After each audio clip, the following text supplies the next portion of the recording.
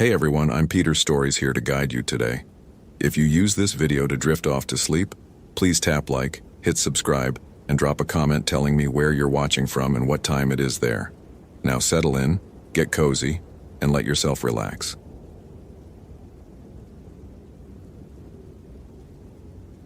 Steven Torres smelled the copper 3 miles before he found the tent.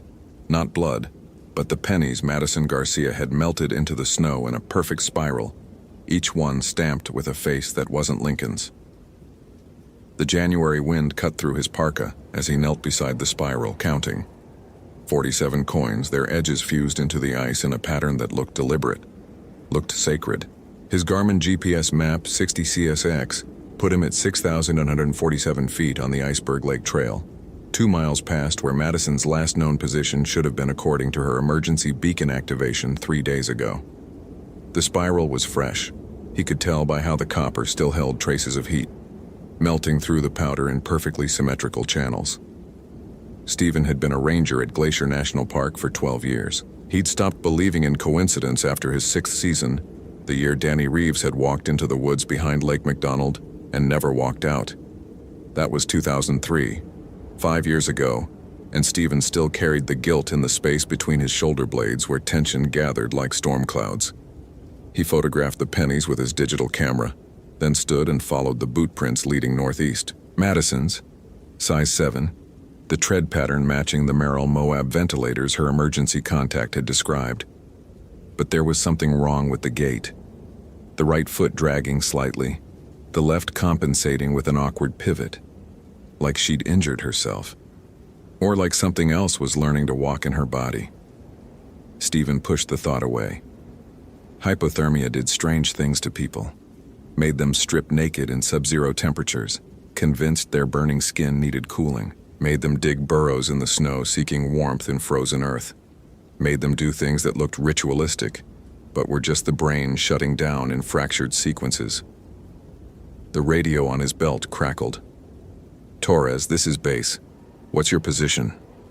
He pressed the transmit button on his Motorola XPR 7552. 2 miles past Madison's beacon point. I've got tracks, following northeast toward Iceberg Lake. Copy that. Weather Service is calling for heavy snow by 1400 hours. You've got maybe 3 hours before visibility drops to 0. Steven checked his watch.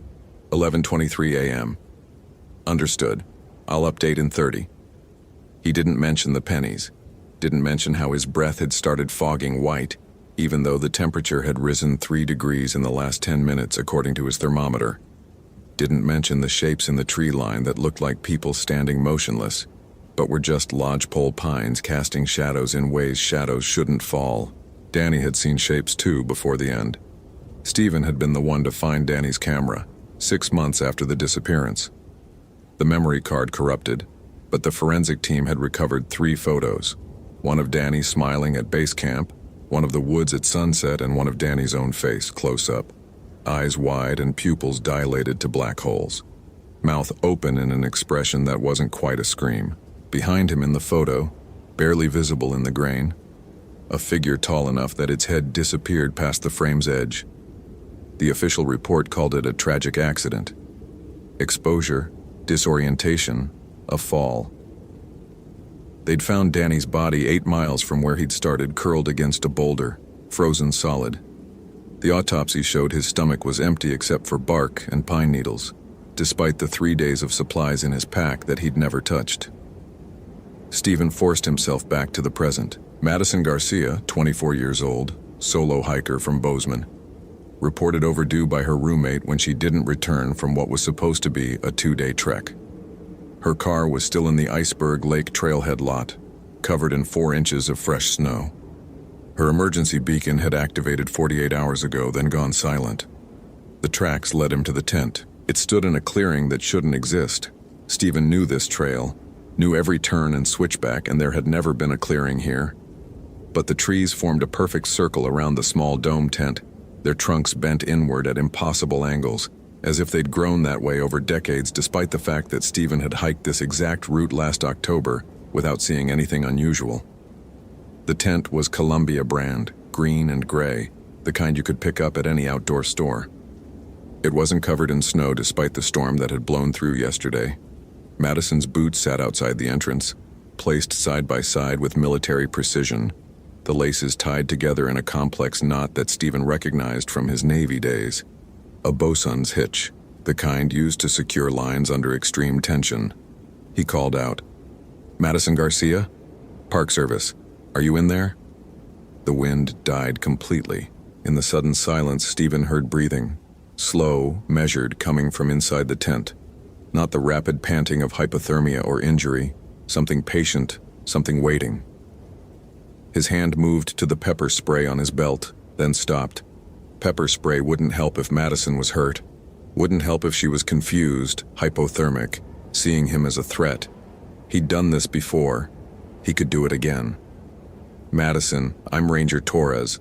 Your roommate reported you overdue. I'm here to help." The breathing continued. Steady. Inhale for 4 counts. Exhale for 4, like meditation, like prayer. Stephen unzipped the tent fly. Madison Garcia sat cross-legged in the center, wearing only thermal underwear despite the cold. Her skin was blue-white, the color of skim milk, but she wasn't shivering. Her eyes were open, focused on something above Stephen's head, and her lips moved in silent repetition of words he couldn't hear. Between her hands she held a knife, not a camping blade, but something older, bone-handled, the edge dark with what looked like dried blood. Around her, carved into the tent floor with methodical precision, were symbols. Stephen didn't recognize the language, but he recognized the intent. Warding signs, protection circles, the desperate mathematics of someone trying to keep something out, or keep something in. "Madison," he said softly, the way you'd speak to a spooked horse, "I need you to put down the knife." Her eyes flicked to him, and for a moment Stephen saw recognition, fear, relief. Then something else slid behind her pupils, something that looked at him with hunger so profound it made his stomach cramp in sympathetic echo. "Too late," she whispered. Her voice sounded wrong, layered, as if multiple throats spoke in imperfect unison. "It's already inside." She drove the knife into her own thigh. Stephen lunged forward, grabbed her wrist, twisted the blade free. Blood welled dark and thick, but Madison didn't scream. She laughed instead, high and broken, and her breath smelled like meat gone bad.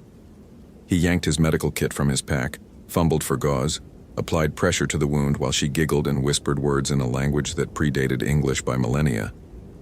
"Wendigo," she said, switching back to English abruptly.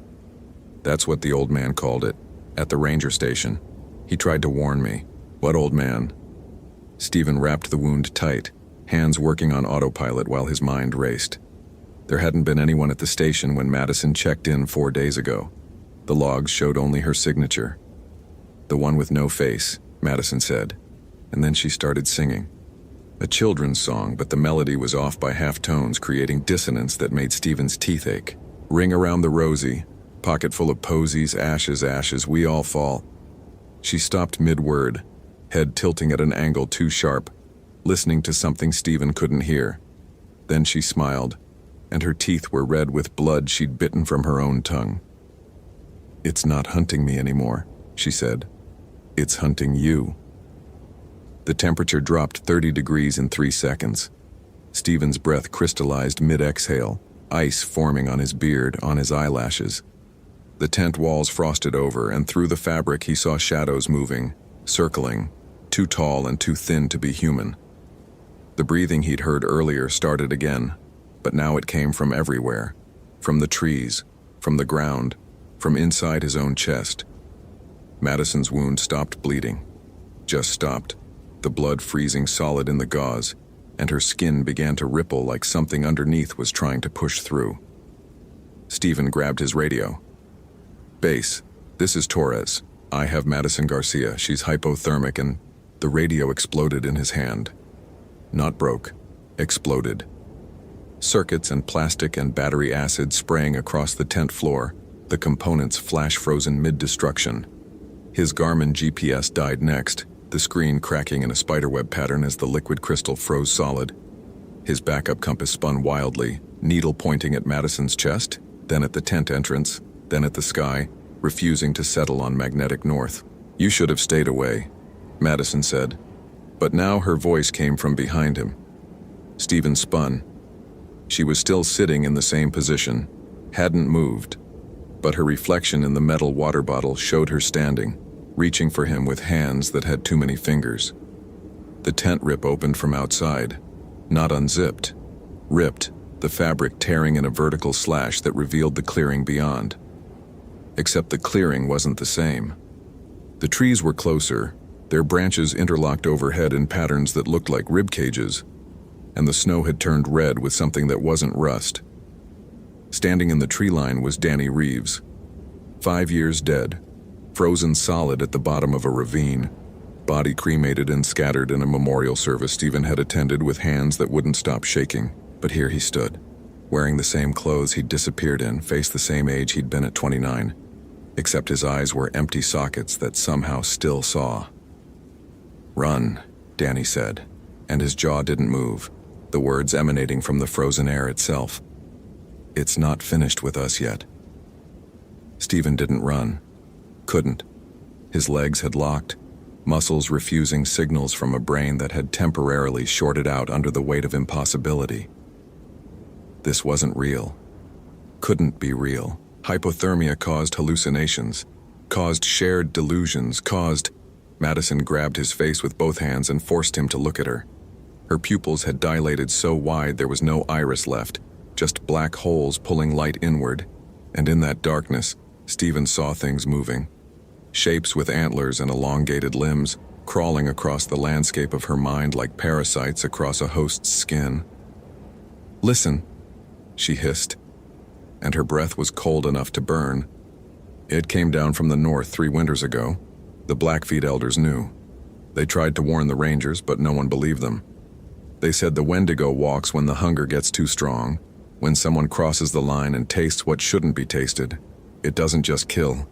It transforms, it spreads. "Wendigo isn't real," Stephen said, but his voice broke on the last word. "It's a myth.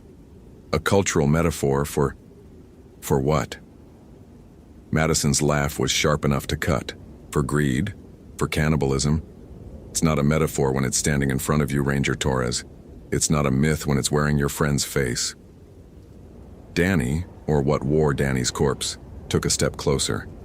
Ice cracked beneath his feet, spreading in fractal patterns that looked too deliberate to be natural. Behind him, more shapes emerged from the tree line. People Stephen recognized from old missing persons reports, hikers who'd vanished over the years, their cases closed with the clinical efficiency of bureaucratic acceptance. They all had the same empty eyes, the same wrong way of moving, joints bending in directions that violated anatomy. "You felt it, didn't you?"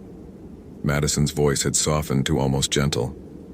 "After Danny died, that hunger, that emptiness that nothing could fill. You thought it was grief, but grief doesn't make you want to consume. Grief doesn't make you dream of eating the world." Stephen's stomach cramped violently and he tasted copper. Not metaphorical, actual copper. The same taste from the melted pennies outside. His vision doubled, tripled, and suddenly he was seeing through multiple perspectives. His own eyes, Madison's black hole pupils, the empty sockets of Danny's reanimated corpse, all of them staring at the same point in space, at something that existed between the trees, something so tall its head disappeared into cloud cover that hadn't been there a moment ago. The Wendigo was skeletal and massive, 15 feet tall with antlers that branched into fractals, each point sharp enough to pierce reality. Its skin was ice blue and translucent, showing the organs underneath, organs that still moved despite being frozen solid. Its mouth was a lipless gash filled with teeth that had grown in multiple rows, some pointing inward to prevent prey from escaping once caught. But worst was its stomach, distended and swollen, bulging with shapes that pressed against the translucent skin from inside. Faces of the consumed still visible and still screaming soundlessly. It looked at Stephen with eyes like chips of black ice, and he felt the hunger slam into him with physical force, not for food. He understood now that food was just the gateway, The first transgression. The true hunger was for warmth, for life, for everything that moved and breathed and existed in a way the Wendigo no longer could. It wanted to consume the world not for sustenance but for the brief moment of heat as something alive passed into something dead. "I didn't mean to," Madison whispered. She was crying now, tears freezing on her cheeks before they could fall. "The storm came so fast, I got turned around, found a cabin, but there was someone else there, or what was left of someone. I was so hungry, so cold. I just wanted to survive." Stephen understood then what had happened, what always happened, the terrible arithmetic of survival when pushed beyond the breaking point. The line that seemed so clear in civilization became blurred in the wilderness, became invisible when death whispered that taking just a small piece would be worth it to see tomorrow. "How much, he asked, and his voice sounded distant, like it was coming from someone else's throat. "Enough," she said. The Wendigo took another step closer, and the temperature dropped further. Stephen's thoughts began to slow, synapses firing through ice, and with the cold came a strange clarity. He understood now why Danny had walked 8 miles from his camp, understood why his stomach had been full of bark and needles. Danny had been trying to fill the hunger with anything except what it truly wanted, trying to deny the transformation even as it consumed him from inside. The other shapes, the missing hikers, formed a circle around the tent.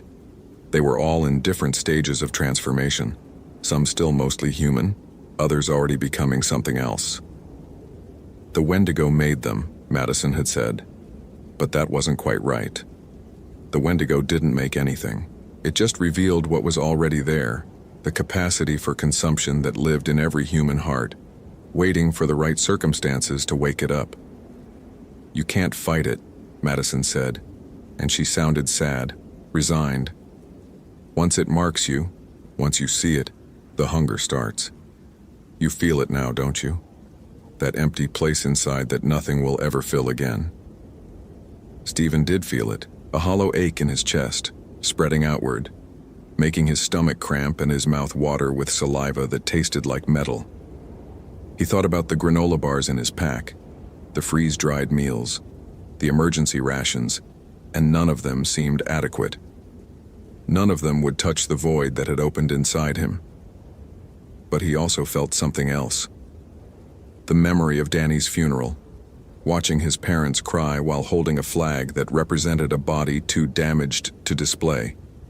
The memory of Madison's roommate on the phone, voice breaking as she described how Madison had promised to call every night, had promised to be careful. The memory of every person he'd ever rescued or recovered, the weight of their lives and deaths adding up to something that mattered more than his own survival. "No," he said. Madison blinked. "What?" "No," Stephen repeated, and he forced himself to his feet. His legs shook, muscles screaming protest, but he stood. "I won't." The Wendigo's head tilted, considering. Around the clearing, the transformed hikers took a collective step forward, their movements synchronized in a way that suggested a single, controlling intelligence. Stephen reached for his pack, found the emergency flare gun he'd carried for 12 years and never needed to use. "The Blackfeet have stories," he said, hands working on autopilot to load the flare. "Not just about the Wendigo, about how to stop it. Fire, not regular fire, purifying fire. The kind that burns away corruption." "You can't burn us all," Madison said, but there was hope in her voice now. Desperate, terrible hope.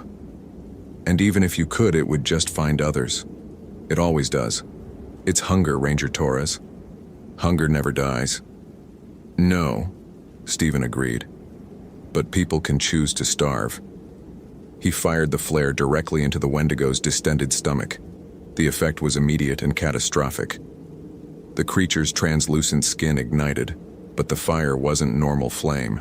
It burned blue-white and cold, frost fire that spread across the Wendigo's body in patterns that looked like veins. The thing opened its mouth to scream, and the sound that emerged was every voice it had ever consumed screaming in unison. Hunters and prey, predator and victim, all of them burning together. The circle of transformed hikers collapsed as one, their bodies hitting the ground like puppets with cut strings. Madison gasped, her eyes clearing for just a moment, long enough for Stephen to see the real her underneath the possession. She mouthed 2 words, "Thank you." Then the fire spread to her. Stephen lurched forward, but it was too late. The frost flame consumed her in seconds, reducing her body to ash that blew away on a wind that came from nowhere. The tent collapsed, burning away in the same blue-white fire. The trees around the clearing began to crack, ice forming on their bark in patterns that looked like screaming faces. The Wendigo burned brightest of all. As it died, Stephen saw the shapes inside its stomach clearly. Not bodies, but something else. Souls, maybe, or whatever remained after the flesh was consumed. They poured out through the flame, translucent and formless, and for a moment he saw Danny among them. His friend looked at him with eyes that were finally, mercifully empty of hunger, and nodded once before dissolving into light. Then the Wendigo was gone. The clearing was gone. The circle of trees had vanished, leaving Stephen standing in the middle of the normal trail, the one he'd hiked dozens of times with nothing around him but fresh snow and silence. His radio was intact on his belt. His GPS showed his position exactly where it should be. The thermometer read 12 degrees Fahrenheit. Cold, but not impossible. It was as if the last hour had never happened, except for the ash on his gloves, except for the memory of Madison's eyes clearing at the end, except for the hollow ache in his chest that wasn't quite hunger but wasn't quite nothing either. Stephen stood there for a long moment, breathing hard, watching his breath fog in the air. Normal air. Air that didn't carry the scent of copper or the whisper of ancient languages. He thought about calling base, about explaining what had happened, about filing a report that no one would believe. Instead, he knelt in the snow and said a prayer, not to any specific god, but to the wilderness itself, to the old powers that had been here before humans and would remain after. A prayer of acknowledgement, of respect, of understanding that some hungers were too dangerous to feed, and some lines too important to cross no matter the cost. When he finally stood and started the long hike back to base, he didn't look behind him, didn't need to. He could feel the forest watching, evaluating, deciding whether he'd learned the lesson or just postponed the inevitable. The hollow ache in his chest remained, a permanent reminder. But Stephen had spent 5 years living with guilt. He could live with hunger too. 3 months later, Stephen Torres submitted his resignation from the National Park Service. He didn't explain why to his supervisors, just thanked them for the opportunity and packed his belongings into boxes with the methodical care of someone who'd made an irrevocable decision. His replacement would arrive in 2 weeks, a young ranger fresh from training who looked at the mountains with the kind of wonder Stephen couldn't remember feeling anymore. On his last day, an elderly man appeared at the ranger station. Stephen had never seen him before. He was Blackfeet, maybe in his 70s, with hair like steel wire and eyes that had seen too much. He didn't speak, just placed a small leather pouch on Stephen's desk and nodded once before leaving. Inside the pouch were herbs Stephen didn't recognize, a small silver pendant engraved with protection symbols, and a note written in careful, cramped handwriting. The hunger never fully leaves, but you can learn to feed it other things. Dreams, stories, purpose. These help. The elders are watching. We remember those who choose correctly. Stephen kept the pouch in his truck's glove compartment as he drove away from Glacier National Park for the last time. He'd already accepted a position teaching wilderness survival at a community college in Missoula, still connected to the outdoors but with walls and heat and people around. Still useful, but safer, for everyone. At night, when the hollow ache intensified and his dreams turned dark, he would open the pouch and breathe in the herb's sharp scent. It helped a little. Not enough to erase what he'd seen, what he'd felt, but enough to keep him human. He thought about Madison Garcia often, about how she'd fought even after consumption, about how she'd tried to warn him despite the thing inside her. Her family had been given a closed-casket funeral. The official report stated death by exposure and animal predation, which was technically true if you didn't specify what kind of animal. Stephen attended from the back row, didn't speak to anyone, left before the reception. He thought about Danny too, about that final moment of peace in his friend's eyes as the frost fire released whatever the Wendigo had kept trapped. Stephen hoped Danny was at rest now, hoped all of them were. Madison, the other lost hikers, the countless victims consumed over centuries by the hunger that walked on two legs and wore the shape of human need. But mostly, Stephen thought about the choice. The moment when Madison had reached for forbidden sustenance and crossed the line, believing it would save her. He understood that desperation now in a way he never had before, understood how thin civilization's veneer really was, how quickly the rules that seemed absolute could start to look like suggestions when survival hung in the balance. The hollow ache in his chest was a reminder. He'd stood at that same precipice and stepped back. But the edge was still there, would always be there waiting for the next moment of weakness. On clear winter nights when the temperature dropped and the wind carried sounds from the mountains, Stephen would stand outside his apartment and look north toward Glacier. Sometimes he imagined he could see figures moving in the distant tree line, impossibly tall, impossibly thin. Sometimes he imagined he could hear them calling, their voices layered and wrong, promising warmth and fullness and an end to the ache. He never answered, never would, but he listened, and that was the most honest thing he'd ever done. Because pretending the Wendigo didn't exist was how people ended up feeding it. Pretending the hunger wasn't real was how it grew strong enough to consume. Stephen Torres had seen what lived in the spaces between need and taboo, had felt its pull, had watched good people become monsters not through malice but through the simple mathematics of survival pushed past breaking points. He would carry that knowledge for the rest of his life, would teach his students about weather patterns and equipment maintenance and emergency protocols, but would also teach them about the other dangers, the ones that came from inside, the ones that waited patiently in the hollow spaces of human hearts fed by fear and desperation and the fundamental loneliness of existence. And every year on the anniversary of Madison Garcia's death, Stephen would drive to the Blackfeet Reservation and leave tobacco at the Cultural Center, a gesture of respect he'd learned from the old man. The elders would nod when they saw him, recognition without words, understanding that he was one of the marked ones, someone who'd seen and survived, but would never be completely free. The hunger was eternal. But so was the choice to resist it, and in the end, Stephen had learned that was the only thing that separated humans from monsters. Not the absence of hunger, but the decision, made new each day, not to feed it no matter the cost. Hope you felt genuine terror. If you appreciate authentic horror rooted in real folklore, consider following for more stories. Which moment scared you most? Share your theory about what happened.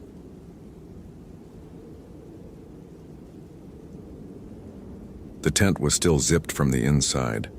Benjamin Reeves stood 3 feet from the entrance, hands on his hips, studying the configuration with the same methodical attention he applied to every anomaly in his 14 years as a ranger. The Coleman 4-season tent showed no tears, no forced entry, no signs of wildlife interference. The zipper pulls hung at their proper position. Interior side, secured together with the small metal clip Lucas Webb had mentioned in his check-in call 5 days ago. A nervous habit, he'd said, from his years backpacking through grizzly country. The Hoh rainforest pressed close on all sides, that peculiar Pacific Northwest density where Sitka spruce and western hemlock grew so thick that noon looked like dusk. Moss hung from branches in curtains of prehistoric green. Everything dripped, everything waited. Benjamin circled the tent twice, GPS unit in hand, a Garmin GPS map 60 CSX, the same model he'd carried since the department upgraded in 2006. The coordinates matched exactly what dispatch had pulled from Webb's last satellite phone ping, 47.8023 DN, 123.8956 DQ, approximately 8 miles southeast of the Hoh Rainforest Visitor Center, well off the maintained trail system. Webb had obtained the proper backcountry permit, everything by the book, except the tent was zipped from the inside, and Lucas Webb was gone. Benjamin had seen strange things in Olympic National Park. He'd found hikers who'd wandered miles off trail, insistent they'd been following blue blazes that didn't exist. He'd recovered bodies from falls where the victims had inexplicably removed their boots before going over. He'd documented odd animal behavior that the biologists at the station catalogued with frowns and non-committal murmurs. But each incident had eventually yielded to rational explanation. Dehydration, hypothermia, head trauma. The human brain could convince itself of remarkable fictions when survival systems began failing. This was just another puzzle. Benjamin had always been good at puzzles. He keyed the Motorola XPR 7550 radio clipped to his shoulder. Reeves to base. I've located the Webb campsite. Subject is not present. Campsite appears intact but unoccupied. Beginning evidence documentation. The radio crackled. Copy that, Ben. Want me to call in SNR protocol? Negative. Let me sweep the immediate area first. Webb might have gotten disoriented, wandered off. I'll check the surrounding grid. Benjamin knew the statistics. 70% of lost hikers were found within 3 miles of their last known location. Usually they'd tried to find water and gotten turned around. I'll radio in 30. Copy. Be safe out there. Benjamin approached the tent. The forest floor was deep Olympic duff, decades of decomposed needles and moss that gave no clear tracks. He photographed the tent from 4 angles with his department-issue Nikon, then unzipped the entrance. The smell hit him first. Not decay. The tent was too well ventilated for that, mesh panels on 3 sides, but something else. Incense, maybe. Sandalwood and something sharper. Medicinal. Benjamin logged it mentally and stepped inside. Everything was arranged with almost ritualistic precision. Webb's sleeping bag lay flat and smooth, as if carefully smoothed rather than slept in. A MSR Dragonfly camp stove sat in the corner, fuel canister beside it, both untouched. Food bag hung from the ridgeline, proper bear protocol still sealed. Water bottles lined up along one wall, each exactly 3/4 full. The orange dry bag Webb had listed on his permit application sat in the far corner. And on the sleeping bag, centered perfectly, lay a journal. Benjamin pulled on latex gloves from his first aid kit before picking it up. Standard moleskin, black cover, elastic closure. He opened it. The first entry was dated October 12, 2008, 8 days ago. First night in the hoe. Everything you'd expect. Mosquitoes worse than I remember from my last trip in '04. Found this campsite by following what looked like a game trail, probably elk. Coordinates logged in case I need to relocate. Something about this spot feels right. Quiet. Old. Benjamin flipped forward. The handwriting remained neat, controlled, precisely the kind of script you'd expect from a software engineer who'd spent his life organizing information into clean systems. Lucas Webb's employment verification had listed him as a senior developer at Microsoft's Redmond campus. Degree in computer science from MIT. Hiked recreationally for stress relief. 36 years old. Never married. His emergency contact was a sister in Vermont. October 13, 2008. Heard something last night. Not wildlife. I know those sounds. This was different. Rhythmic. Like breathing, but too slow, too deep. Probably just whined through the trees, creating weird acoustics. The density here plays tricks. Explored north today. Found an old cedar about 2 miles out that's been stripped of bark in a pattern. Not bear marking. Too deliberate. Almost looks like Japanese characters, but that's ridiculous. Maybe old survey marks from logging days, though this area should be virgin growth. Benjamin's frown deepened. He'd worked these sectors for more than a decade. There were no logging roads this deep in the hoe. The valley had been protected since the park's establishment in 1938. October 14th, 2008. The breathing sound again. Closer. I timed it. 7 seconds between each exhale. That's not natural. That's not anything. Found more markings. Same characters. Same deliberate style. They form a pattern. I mapped it on the GPS. 5 trees arranged in a rough circle about 50 yards across. My camp is dead center. I should leave. That would be the smart thing. But I'm a rational person. There's an explanation. Survey marks. Some old Forest Service project. Vandalism from decades ago. I'm not going to spook myself with ghost stories. Benjamin stood. Through the tent's mesh panels, the forest presented its usual dense green monotony. Nothing moved. Nothing made sound beyond the eternal whisper of water dripping from infinite surfaces. He continued reading. October 15th, 2008. I found it today, half a mile northeast. An old campsite, or maybe a dwelling. Stone foundation, mostly covered by moss. Looked like it hadn't been touched in decades. But in the center, under a flat rock, I moved aside. Stupid, I know, but I was curious. There was a metal box. Inside, photographs. Black and white, old, 1940s maybe. A woman, young, Japanese. In several photos, she's with a white man, maybe 40. They look happy in the early shots. Then the photos change. She's alone. She looks scared. The final photo shows her near this very spot. I recognize the trees. Her expression is... I can't describe her expression.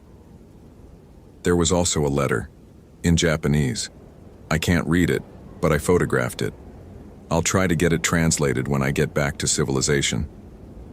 Benjamin flipped the page. The handwriting had changed.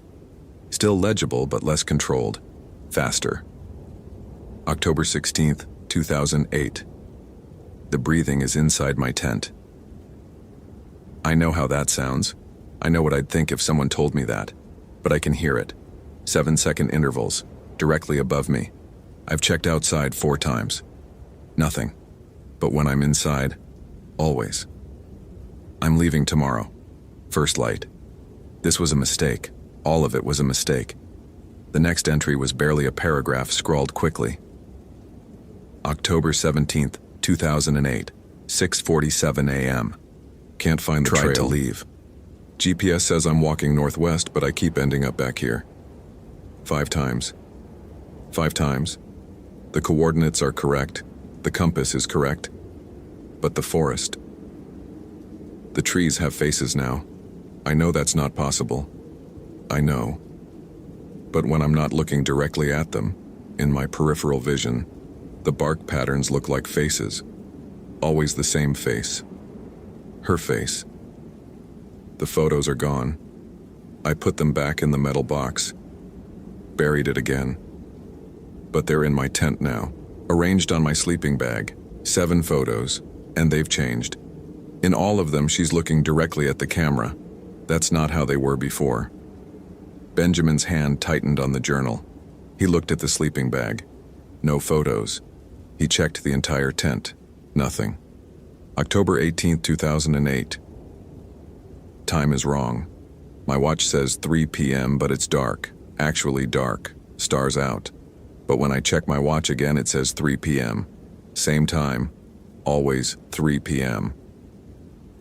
She was standing outside the tent last night. I saw her through the mesh. White dress. Black hair covering her face. She didn't move. Just stood there for, I don't know, hours. When I finally looked away and looked back, she was closer, right against the mesh. I could hear her breathing, 7-second intervals. I tried the radio, just static. Satellite phone won't acquire signal even though there's clear sky. I'm documenting this because someone needs to know. Someone needs to understand what happened here. There was a photograph with the letter. I didn't mention it before.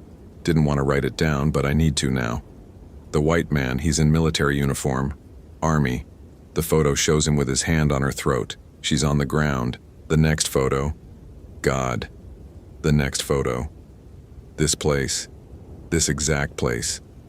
This is where it happened. 60 years ago or 70 years ago, during the war, Japanese internment. She must have escaped, made it this far, and he. She's not gone. She never left. And now I've disturbed her. I've seen her. I've read her letter. I've completed something I don't understand. If someone finds this, don't read the letter. Don't translate it. Don't. The entry stopped mid-sentence. Benjamin flipped the page. One final entry, written in different handwriting. Neater, more deliberate, feminine. October 19th, 2008. He understands now. You will too. Benjamin dropped the journal. His hands were shaking. A purely physiological response to the adrenaline spike, he told himself. The rational explanation was clear. Lucas Webb had experienced a psychological break. Isolation-induced psychosis. It happened. The journal entries were a documentation of declining mental health, probably triggered by dehydration or exposure to natural toxins. Some mushrooms in the Pacific Northwest could cause vivid hallucinations. But the last entry, the handwriting change. Benjamin picked up the journal again, carefully. He'd bag it as evidence. The disappearance was now officially a search and rescue operation with possible mental health crisis. He'd call it in, get a team out here by morning, expand the search grid. His Motorola crackled, not with a voice, with white noise, rhythmic and pulsing. 7 seconds of static, 7 seconds of silence, 7 seconds of static. Base, this is Reeves. Radio check. Nothing. Base, do you copy? The static continued its pattern. Benjamin stepped out of the tent. The forest had changed. Not visibly. The trees were still trees, the moss still moss. But the quality of light had shifted. It was 2:47 p.m. according to his watch. Should be decent daylight even in the dense canopy. But the shadows seemed wrong. Too long. Too angular. He pulled out his GPS unit. The coordinates were correct. Same position. But when he checked his stored waypoints for the route back to the main trail, they were gone. All of them. Just blank memory. That's not possible, he said aloud. The GPS used flash memory. It didn't just delete, not without user input. He tried manual navigation, pulled out his compass. The needle spun lazily, unable to find north. He tapped it. The needle continued its slow rotation, describing perfect circles. Benjamin's heart rate elevated. He recognized the physiological response. Quickened pulse, heightened awareness, peripheral vision narrowing. Classic stress reaction, manageable. He'd been trained for this. He would walk out. No GPS, no compass. Fine. The sun was west. He could see patches of sky through the canopy. Navigate by dead reckoning. He'd done it before during training exercises. Benjamin started walking northwest. He counted steps. One of the old tricks. 600 steps would be roughly a quarter mile at his normal pace. At 600 steps, he checked his position by landmarks. That distinctive spruce with the split trunk. He'd passed it already. 15 minutes ago, walking in the opposite direction. Impossible. He tried again. Different direction. Due north. Counted steps. At 400, he found himself approaching his original position. The tent was visible through the trees. Benjamin stopped. His breathing had quickened despite his attempts to control it. This wasn't panic. This was data. Information that didn't fit his model of reality. He just needed to expand the model. Find the explanation.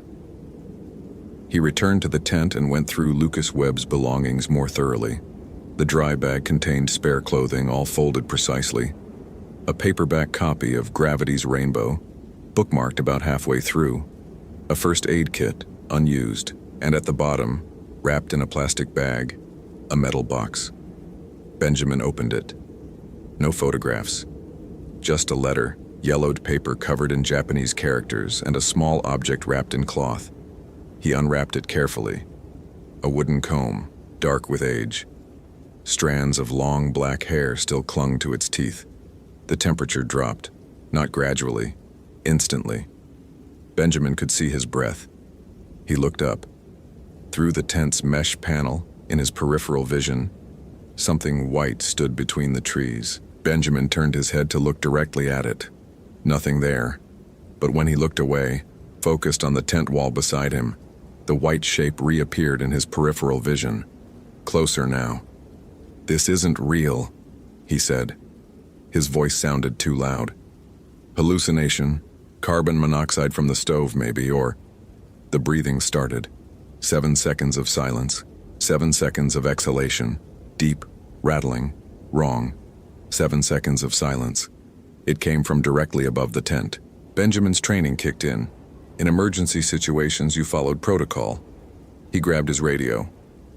Mayday, Mayday, this is Ranger Reeves, badge number 2847, declaring emergency at coordinates. The radio screamed. Not static, an actual scream, high-pitched and prolonged and inhuman. Benjamin dropped it. His hands were shaking badly now. He recognized this as significant. He never shook. He'd pulled bodies from the Ho River in January without shaking. He'd talked down a suicidal hiker on a cliff edge without shaking. But now his hands trembled like leaves. The white shape was inside the tent. Benjamin could see it in his peripheral vision. Tall, humanoid, long black hair covering where a face should be. White dress, old-fashioned, hanging perfectly straight despite no wind. He forced himself to turn, to look directly at it. Nothing. Empty tent. He looked away. It was closer. Directly beside him now, kneeling next to the sleeping bag, the smell intensified. Not incense. He understood that now. It was decay masked by sandalwood, something old and preserved trying to smell clean. "You're not real," Benjamin said. His voice shook. "You're a manifestation of psychological stress. Pattern recognition gone wrong. The human brain constructs narratives from incomplete data. That's all this is." The breathing stopped. In the new silence, Benjamin could hear his own heartbeat. Too fast, irregular. He could hear water dripping from 10,000 leaves. He could hear something moving through the undergrowth, circling the tent, slow and deliberate. The letter. Lucas had written not to read it, not to translate it. But Lucas had read it. Lucas had translated it, or tried to, and Lucas was gone. Benjamin picked up the letter with shaking hands. He couldn't read Japanese, but he could see that it was short, maybe 100 characters. Some were repeated, the same complex symbol appearing multiple times. He photographed it with the Nikon. The flash illuminated the tent interior. In that brief moment of white light, he saw something that made his breath stop. Writing on the tent wall. Fresh. Red. Not English. Japanese characters, dozens of them, covering the interior fabric in neat rows. The flash died. The tent returned to its shadowy gloom. Benjamin looked at the wall. Nothing there. Clean yellow fabric. He checked the camera's display screen. The image showed the writing clearly. Unmistakable. Benjamin's hands were shaking so badly he almost dropped the camera. He forced himself to think through the terror, to analyze. Cameras could capture things invisible to the human eye, certain wavelengths, afterimages, double exposures. There was an explanation, but he knew, somewhere beneath his rational mind, in the ancient structures that predated language and logic, he knew. The white shape appeared directly in front of him. Not in peripheral vision, directly before him, solid and real. Benjamin screamed. The sound was involuntary, raw, something pulled from his chest without permission. She was young, maybe 20. The hair was black and thick, hanging in wet strands that covered most of her face. What he could see of her skin was pale, waxy, wrong. Her dress, traditional Japanese, a kimono, white as bone, hung perfectly still. Her hands emerged from the sleeves. The fingers were too long, the joints bending at angles that shouldn't exist. She raised them slowly toward Benjamin. He scrambled backward, hit the tent wall, became tangled in fabric. The rational part of his mind screamed explanations, hallucination, psychotic break, toxin exposure. But the rest of him knew. She was real. She had always been real. The letter had described what happened to her, and Lucas Webb had read it, had completed something, had invited her acknowledgement. And Benjamin had found the letter, had touched the comb, had walked the circle of marked trees unknowingly, had completed the same ritual. "I'm sorry," he whispered. "Whatever happened to you, I'm sorry. I didn't know. I don't understand." The figure tilted her head. The hair shifted slightly. Beneath it, Benjamin caught a glimpse of her face. He wished he hadn't. The mouth was wrong. Too wide. Opening too far. The teeth.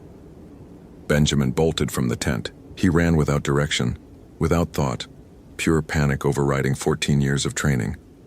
Branches whipped his face. His boots caught on roots. He fell, scrambled up, ran again.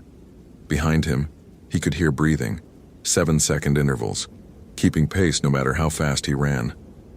He burst into a clearing and stopped. In the center stood 5 trees, each one stripped of bark in precise patterns. The Japanese characters Lucas had described. Benjamin stood in the exact center of their circle. He was back at the campsite. The tent was 20 feet away. "No," he said. "No, no, no." He tried again. Different direction. Ran until his lungs burned and his legs threatened to give out. Stopped. The tent was 30 feet away. Same clearing. Same 5 marked trees. Benjamin sank to his knees. His mind was trying to reject what was happening, trying to force it into a framework that made sense. Temporal loop, spatial anomaly, electromagnetic interference affecting his perceptions, but he could see her now, standing at the tree line, hair hanging, dress white and clean and impossible. And behind her, another figure, Lucas Webb. He looked intact, whole, not decomposed, but his eyes were wrong, empty, staring without seeing. Benjamin understood then. Really understood. This wasn't about death. It was about something worse. Lucas had tried to leave, had walked out of the circle, had completed whatever pattern governed this place. And now he was part of it. Not dead, not alive. Something else. "Please," Benjamin said. He was crying. When had he started crying? "I didn't know. I'll leave.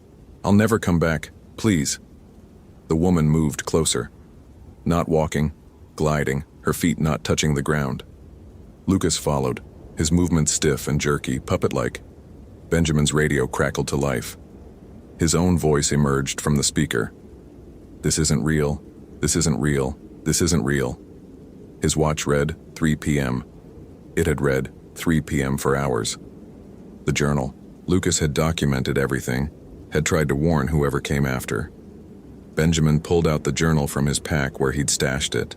He flipped to the last entry. New writing had appeared, his own handwriting, though he didn't remember writing it. October 20th, 2008. I understand now. The letter explains everything. She was brought here during the war. She lived in Seattle, Japantown, before the internment. Her name was Yuki Nakamura. When they came for her family, she ran, made it this far. An army patrol found her. One soldier stayed behind when the others left. What he did to her, the letter describes it. She wrote it before she died. Blood for ink. A curse and a cry and a promise. The trees remember. The earth remembers. This place is hers now.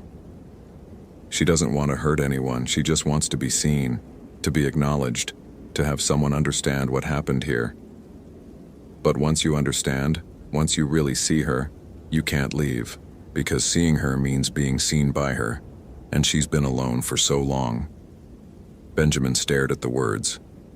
He didn't remember writing them, but that was his handwriting, his pen. He looked up. She was inches away now. He could smell the decay beneath the sandalwood, could hear the breathing, slow and deep and deliberate. She raised one too long hand and touched his face. Her fingers were ice and fire and ancient pain all at once. And suddenly Benjamin could see, not with his eyes, with something deeper. He saw the small apartment in Seattle where she'd lived with her parents and younger brother. Saw the panic when the notices came. The desperate flight into the mountains, always looking back. The relief when she thought she'd made it far enough.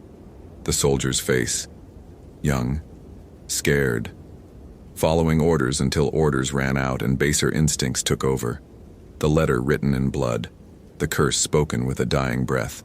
The promise that she would remain, that she would wait, that anyone who found this place would understand. Benjamin was screaming. He realized he'd been screaming for several minutes. The images wouldn't stop. Her terror, her pain, her death, slow and cold and alone. And then the years after. Consciousness without life. Awareness without body. Trapped in this circle of trees, this prison of her own making. Unable to leave, unable to rest, unable to do anything but wait for someone to see her, to really see her. Lucas had seen her, had pieced together the story from the photographs and letter, had tried to leave. But the circle was complete. The curse was active. Once you entered, once you understood, you couldn't leave. You became part of the waiting. Benjamin felt himself changing, not physically, worse than that. His thoughts were slowing, his memories becoming distant and foggy. The terror was fading, replaced by a different feeling. Patient waiting, eternal watching, the need for someone to understand. He picked up his pen. The journal was open before him. His hand moved across the page. If you're reading this, you found us. There are 3 of us now. Yuki, who waits. Lucas, who understood too late. Me, who thought logic could explain away the impossible. Don't try to leave. You're already part of the circle. The moment you touched this journal, you completed the pattern. The moment you read these words, you became seen. She just wants you to understand. That's all she's ever wanted. The breathing will start soon, 7-second intervals. That's how you'll know she's close. Don't be afraid, or be afraid. It doesn't matter. Fear or acceptance, the result is the same. We'll be here when you arrive, all of us, waiting in the clearing. The tent will still be zipped from the inside. It always is. Benjamin set down the pen. His watch read 3:00 p.m. It would always read 3:00 p.m. In his peripheral vision, he could see Lucas standing motionless near the tree line. Beyond him, others. How many? 7? 12? More? All standing perfectly still. All waiting. Benjamin stood. His movements felt stiff, unnatural. He walked to the tree line and stopped, turned back toward the tent. The breathing started above him. 7 seconds of silence. 7 seconds of exhalation. 7 seconds of silence. He waited. Somewhere in the distance, a radio crackled. Static, in rhythmic patterns. A helicopter might be searching. A team might have been dispatched, but they wouldn't find the campsite. The coordinates were correct, but the place was somewhere else now. Somewhere adjacent to the normal world, but forever separate from it. The forest dripped. The moss grew. Time moved everywhere except here. Benjamin heard footsteps. Someone was approaching through the undergrowth. Another ranger, maybe, or a hiker who'd wandered off trail. Someone who would find the tent, still zipped from the inside. Someone who would find the journal and read it and understand. He turned his face toward the sound and waited. The breathing continued. 7 seconds. 7 seconds. 7 seconds. And in the clearing, in the exact center of the 5 marked trees, the tent sat undisturbed. Yellow fabric faded by years that had never passed. Zipper pulls hanging on the interior side. A journal resting on a sleeping bag that had been smoothed with ritualistic care. Inside, new pages had appeared. Blank and waiting. The forest dripped and waited with them. Hope you felt genuine terror. If you appreciate authentic horror rooted in real folklore, consider following for more stories. Which moment scared you most? Share your theory about what happened.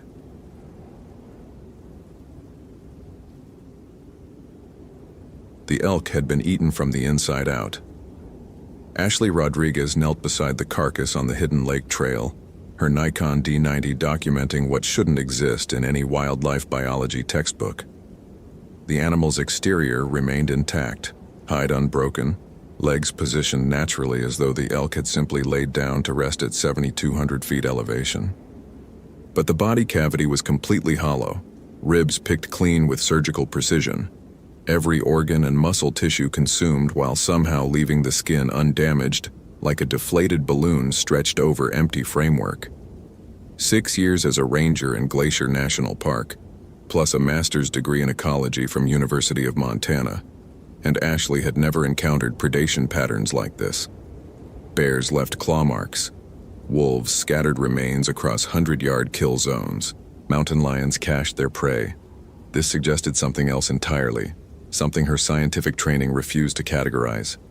She checked her Garmin GPS map 64th, coordinates 48.6952 degree N, 130.7543 dig, approximately 2 miles northeast of Logan Pass, July 14, 2012. Temperature 72 degrees Fahrenheit according to her Kestrel 3000 weather meter. Perfect summer conditions in the Montana Rockies, yet her breath misted visibly as she photographed the impossible elk. The temperature anomaly made no sense. Ashley recorded the reading twice, checked calibration, confirmed the device functioned properly. 72 degrees ambient, but her exhalations produced vapor clouds, suggesting sub-freezing conditions. The phenomenon localized to a 15-foot radius around the carcass as though something had drained thermal energy from the immediate environment while feeding. Her Motorola XPR 755E crackled. "Rodriguez, this is base. Status update on the Martinez search?" Ashley keyed the transmit button. "Found something unusual on Hidden Lake Trail, mile marker 4.3, requesting veterinary consultation on atypical predation, also experiencing localized temperature inversion I can't explain." Static answered for 3 seconds before dispatcher Sarah Whitmore responded. "Copy that. We've got Dr. Chen on standby. But Ashley, we need you focused on Martinez. 48 hours missing. Exposure risk increasing. Wildlife analysis is secondary." "Understood. Proceeding with primary search pattern." Ashley stood, brushing dirt from her cargo pants. "But this predation is relevant. Whatever created this kill is active in Martinez's last known location." She'd reviewed Dakota Martinez's file that morning. 29 years old, experienced backcountry hiker from Missoula, reported missing by camping companions after failing to return from a solo sunrise hike on July 12th. Last seen heading toward Gunsight Lake at 0530 hours, carrying a Camelback hydration system, Sunto compass, and emergency beacon that remained frustratingly silent. Search teams had worked grid patterns for 36 hours, found nothing beyond boot prints that terminated abruptly at Reynolds Creek without crossing to the opposite bank. Boot prints that ended, Ashley thought, exactly like the missing tissue inside this elk. Present one moment, absent the next, with no logical transition between states. She circled the carcass, documenting from multiple angles. The animal showed no signs of struggle, no defensive wounds, no indication it had fled or fought, just emptiness where substance should exist. Violation of conservation of mass that made her want to check her own credentials to confirm she actually held advanced degrees in biological sciences. The forest was silent. That detail registered slowly, but once Ashley noticed the absence of sound, it consumed her attention completely. Glacier National Park in mid-July supported hundreds of bird species, maintained constant ambient noise from insects, featured regular distant sounds of meltwater streams. But here, in this impossible cold pocket surrounding the hollow elk, nature had gone completely quiet. Ashley activated her digital voice recorder. July 14th, 1347 hours, documenting audio profile of anomalous site. She paused, letting the recorder capture 30 seconds of nothing. Complete absence of biological sounds despite optimal habitat conditions. Temperature inversion without meteorological justification. Predation pattern inconsistent with any known North American carnivore. She should feel professional detachment, clinical curiosity about unexplained phenomena. Instead, Ashley felt the first whispers of something her scientific worldview had no framework for processing. Instinctive dread.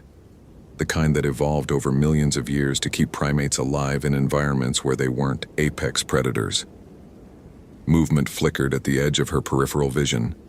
Ashley spun, hand dropping to the bear spray on her hip. Nothing. Just lodgepole pines and granite slopes. The Hidden Lake Trail continuing northeast toward higher elevations. But the movement had been real. Not animal real. Not something she could identify and catalog, but real nonetheless. A shadow where shadows shouldn't fall given the sun's position. a distortion in her visual field that suggested presence without confirming form. "Hello?" Her voice sounded too loud in the unnatural silence. "Dakota Martinez, if you can hear me, make a sound. Any sound. I'm Ranger Rodriguez from Logan Pass Station. We're conducting search and rescue." The silence deepened, became almost tactile, a pressure against her eardrums that made her want to pop her jaw to equalize. Ashley retrieved her Bushnell Trophy binoculars, scanned the tree line systematically. Her training emphasized grid pattern observation, dividing visual field into manageable sections, looking for color anomalies or geometric patterns that indicated human presence.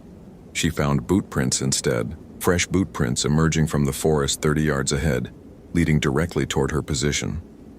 The prints appeared in the same Vasca Breeze pattern identified as Dakota Martinez's from the Reynolds Creek site. But these prints showed something the previous ones hadn't. They weren't walking prints, they were running prints. Deep toe impressions, displaced soil kicked backward, stride length suggesting sprint velocity. Someone had been running on this trail within the past few hours, running hard enough to leave distinct panic mechanics in the earth. Ashley followed the track line with her binoculars, tracing the prints backward toward their origin point.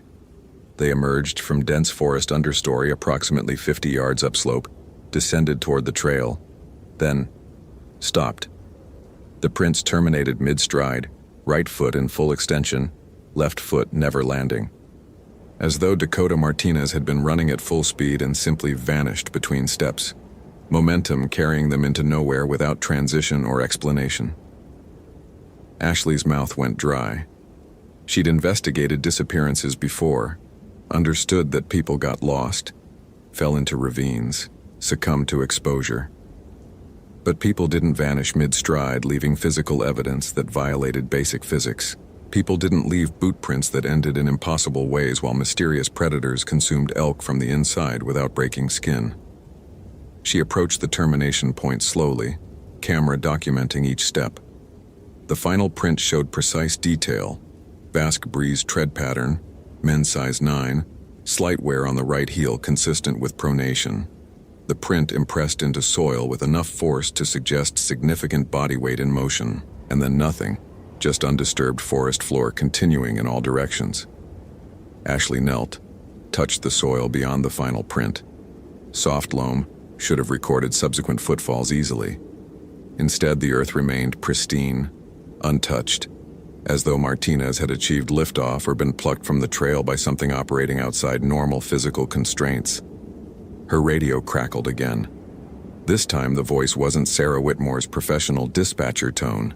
This time the sound was wrong, distorted, pitched too low, words stretched into incomprehensibility. "Ashley Rodriguez." Ashley grabbed the radio. "Repeat your last transmission. You're breaking up badly." No response. Just static, then silence, then a sound that made her scalp prickle with atavistic recognition. Breathing, heavy labored breathing through the radio, as though something with lung capacity far exceeding human norms was exhaling directly into a microphone somewhere in the wilderness. "Identify yourself," Ashley said, forcing her voice steady. "This is an emergency frequency. Unauthorized use is a federal offense." The breathing continued for 10 seconds. Then a voice emerged through the static, speaking words Ashley didn't understand but somehow recognized on a cellular level. "Widikau, Nipa, Kishkamo." Cree. The words were Cree, one of the Algonquian languages spoken by indigenous peoples across the northern forests. Ashley had learned basic phrases during cultural sensitivity training, knew enough to recognize hunger and eat among the distorted syllables. But the voice pronouncing them sounded wrong, like human vocal cords attempting sounds they weren't anatomically designed to produce. The transmission cut out mid-syllable. Ashley tried raising base station. "Rodriguez to Logan Pass, do you copy? I'm receiving unauthorized transmissions on this frequency. Request confirmation of radio security." Silence. Her radio showed full bars, indicated proper channel selection, displayed fully charged battery. But the device produced nothing beyond static that almost sounded like breathing if she listened too carefully. She switched to her backup comm system. Satellite phone, Iridium 9555 model, couldn't be jammed or interfered with by atmospheric conditions. The device powered up normally, showed satellite lock. But when Ashley tried connecting to Park Dispatch, the call failed immediately. She tried again. Same result. Tried her personal emergency contact. Failed. Tried 911. Failed. Every communication system simultaneously non-functional despite showing operational status. Ashley stood in the unnatural cold beside the impossible elk carcass, looking at boot prints that ended mid-stride, holding technological devices that worked perfectly, except for their actual intended purpose, and felt her scientific worldview beginning to fracture around the edges. She'd built her entire adult life on empiricism, on the principle that observable phenomena had discoverable explanations, that the universe operated according to consistent physical laws. Mystery was just unexplored territory, not evidence of the supernatural. Every strange occurrence she'd encountered during 6 years as a ranger had ultimately revealed rational causes. Strange lights were atmospheric phenomena. Mysterious sounds were mating elk. Missing persons were almost always found with logical explanations for their disappearance. But logic didn't explain elk consumed from within. Logic didn't explain boot prints terminating in thin air. Logic didn't explain radio transmissions in Cree from voices that shouldn't exist. Unless. Ashley pulled out her personal notebook, flipped to notes from mandatory cultural training conducted by Blackfeet Nation elders 3 years ago. The program had covered traditional territorial boundaries, sacred sites requiring special handling, and, she found the relevant page, legends that persisted across Algonquian cultures throughout the northern forests. Wendigo, Wetiko, Weetikau, different pronunciations of the same concept, spirits of insatiable hunger, creatures born from humans who violated cannibalism taboos, entities that consumed everything, flesh, spirit, warmth itself, leaving only emptiness behind. The training had presented these as cultural beliefs deserving respect, metaphors for greed and consumption, stories with psychological and moral purpose, not as literal descriptions of supernatural predators that hunted the Montana wilderness. Ashley had nodded through the presentation, filed it under interesting anthropology, and moved on to practical concerns like bear safety protocols and wilderness first aid. Because she was a scientist, and scientists didn't believe in monsters. Except here she stood, surrounded by evidence that refused to fit any scientific framework, while something in the forest spoke Cree through her radio and left human boot prints that ended between steps. She needed more data. Scientific method demanded hypothesis testing, collection of additional evidence, systematic elimination of alternative explanations. Ashley marked the termination point with bright orange surveyor's tape, photographed the site from multiple angles, then continued northeast on Hidden Lake Trail following the direction Martinez had been running. The temperature normalized after 50 yards, climbing back to the 72 degrees her weather meter insisted was accurate for July at this elevation. Birdsong returned gradually, tentatively, as though nature itself was cautious about reoccupying space something else had claimed. Ashley found the second site a quarter-mile farther up the trail. This time the evidence was less ambiguous, more viscerally disturbing. Something had been eating here. Not the clean surgical consumption that characterized the elk carcass, but frenzied, desperate feeding. The granite outcropping showed blood spatter patterns, drag marks, scattered equipment. A camelback hydration system torn open, contents frozen solid despite ambient temperature. A Sunto compass crushed flat as though stepped on by something with enormous weight. And on the rock face itself, carved with what looked like fingernails rather than tools, a message in English. Hungry, always hungry, can't stop eating, eating everything, help me before I eat. The handwriting deteriorated across the message, starting with relatively controlled letters and degenerating into frantic scratches. Ashley compared the writing to Dakota Martinez's signature from the missing person report, similar enough to potentially match, but the later portions showed motor control degradation, suggesting severe hypothermia or neurological impairment. She photographed the message, collected GPS coordinates, documented blood spatter patterns using her forensic training from seasonal law enforcement certifications. The blood was fresh, less than 12 hours old based on oxidation state. Type O positive according to the field test kit she carried for exactly these situations. Dakota Martinez's blood type per the missing person report, O positive. Ashley forced herself to think clinically, methodically, building a working hypothesis from available evidence. Hypothesis: Dakota Martinez had encountered something on this trail that triggered severe psychological break, possibly hypothermia-induced psychosis despite warm temperatures. Martinez had begun behaving irrationally, running, hiding, eventually carving messages that suggested paranoid delusions about being consumed by hunger. The hypothesis felt inadequate, even as Ashley constructed it. Hypothermia didn't explain temperature inversions.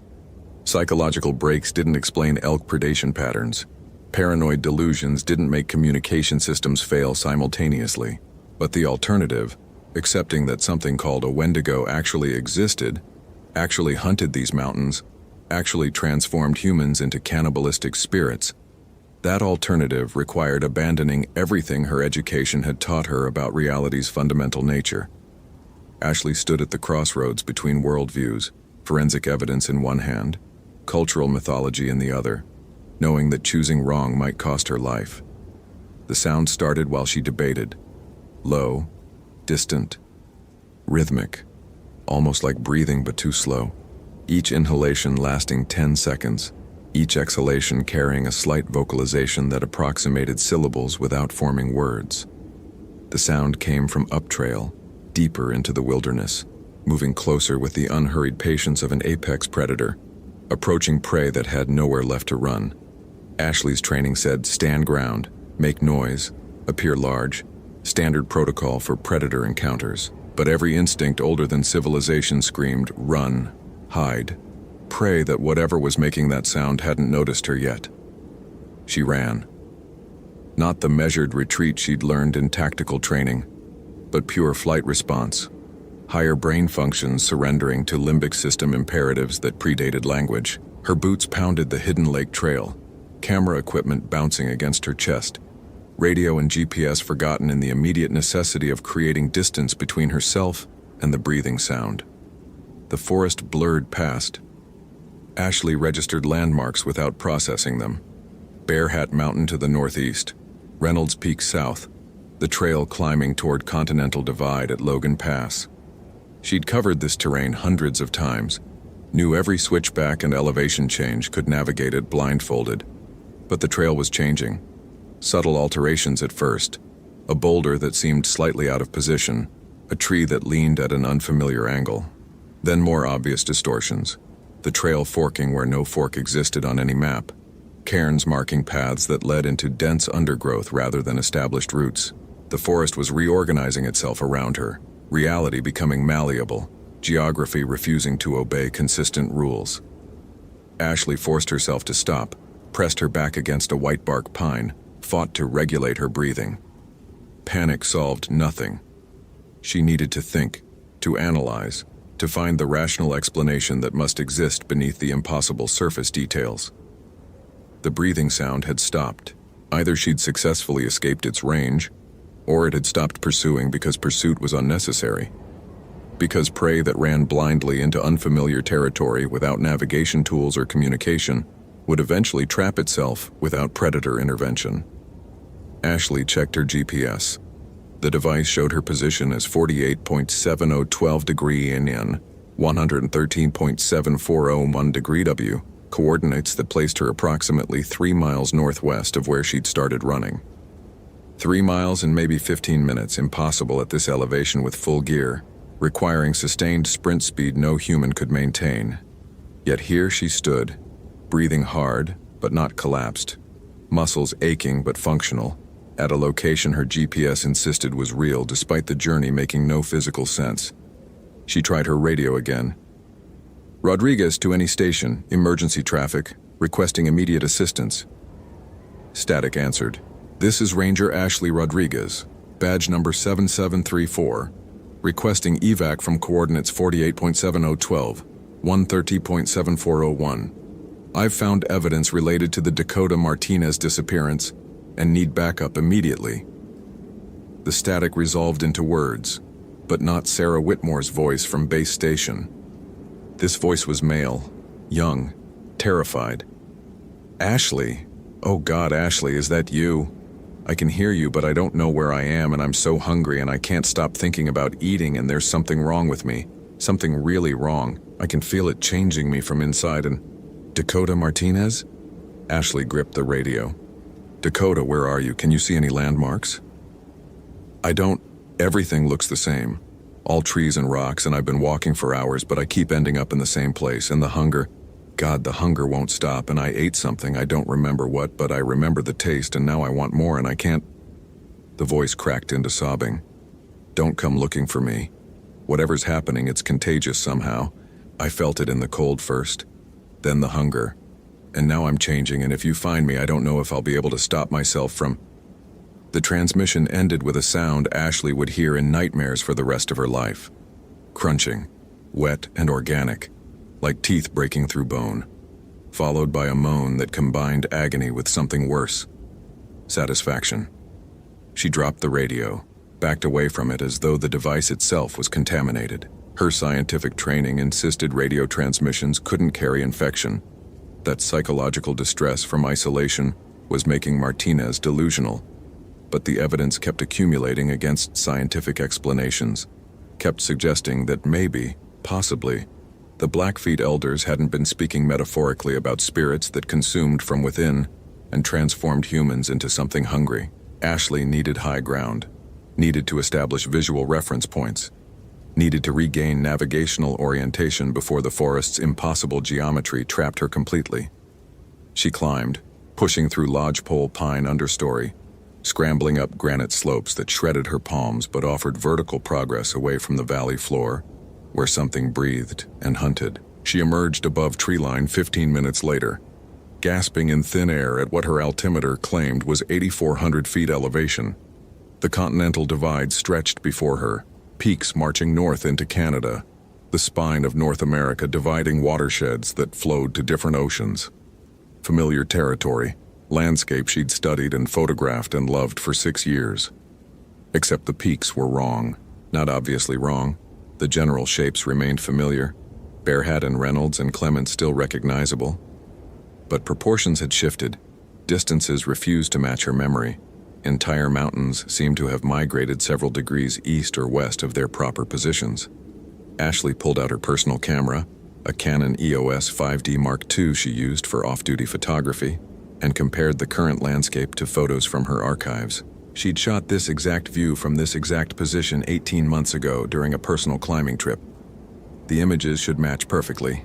They didn't. In her archive photo, Reynolds Peak stood distinct against the skyline, separated from its neighbors by clear gaps.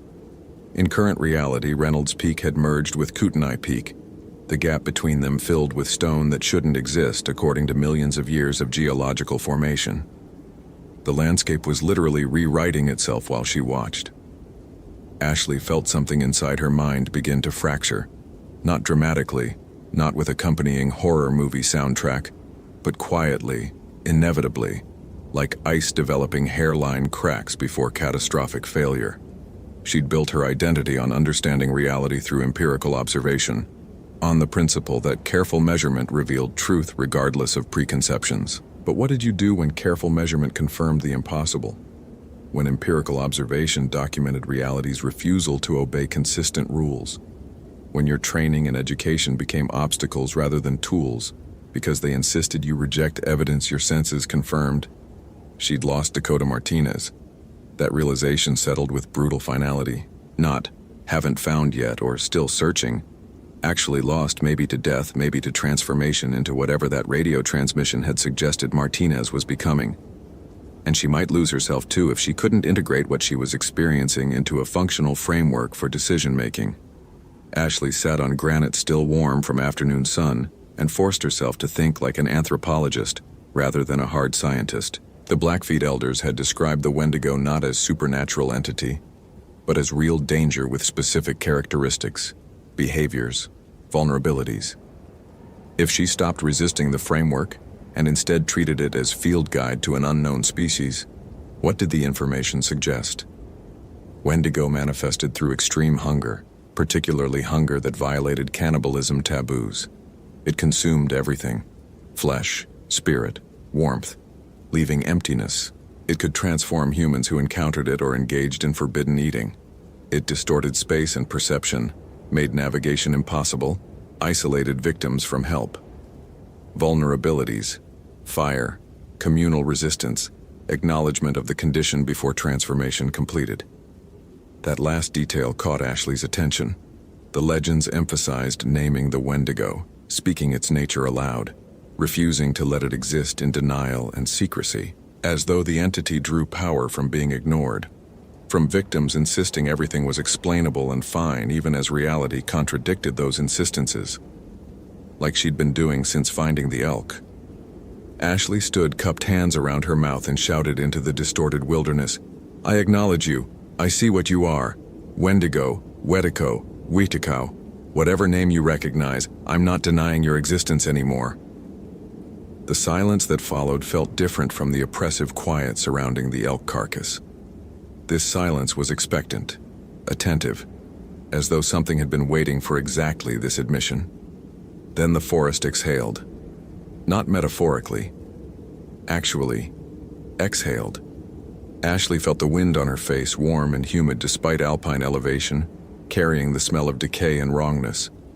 The exhalation came from everywhere simultaneously, from the trees and rocks and earth itself, as though the landscape was a living organism acknowledging her acknowledgement.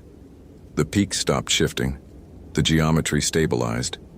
Ashley's GPS suddenly showed coordinates that matched her visual reference points, the numbers snapping into proper relationship with observable reality. But the breathing sound returned, closer now, maybe 50 yards downslope, moving with the methodical pace of something that knew pursuit was unnecessary because the prey had nowhere left to flee.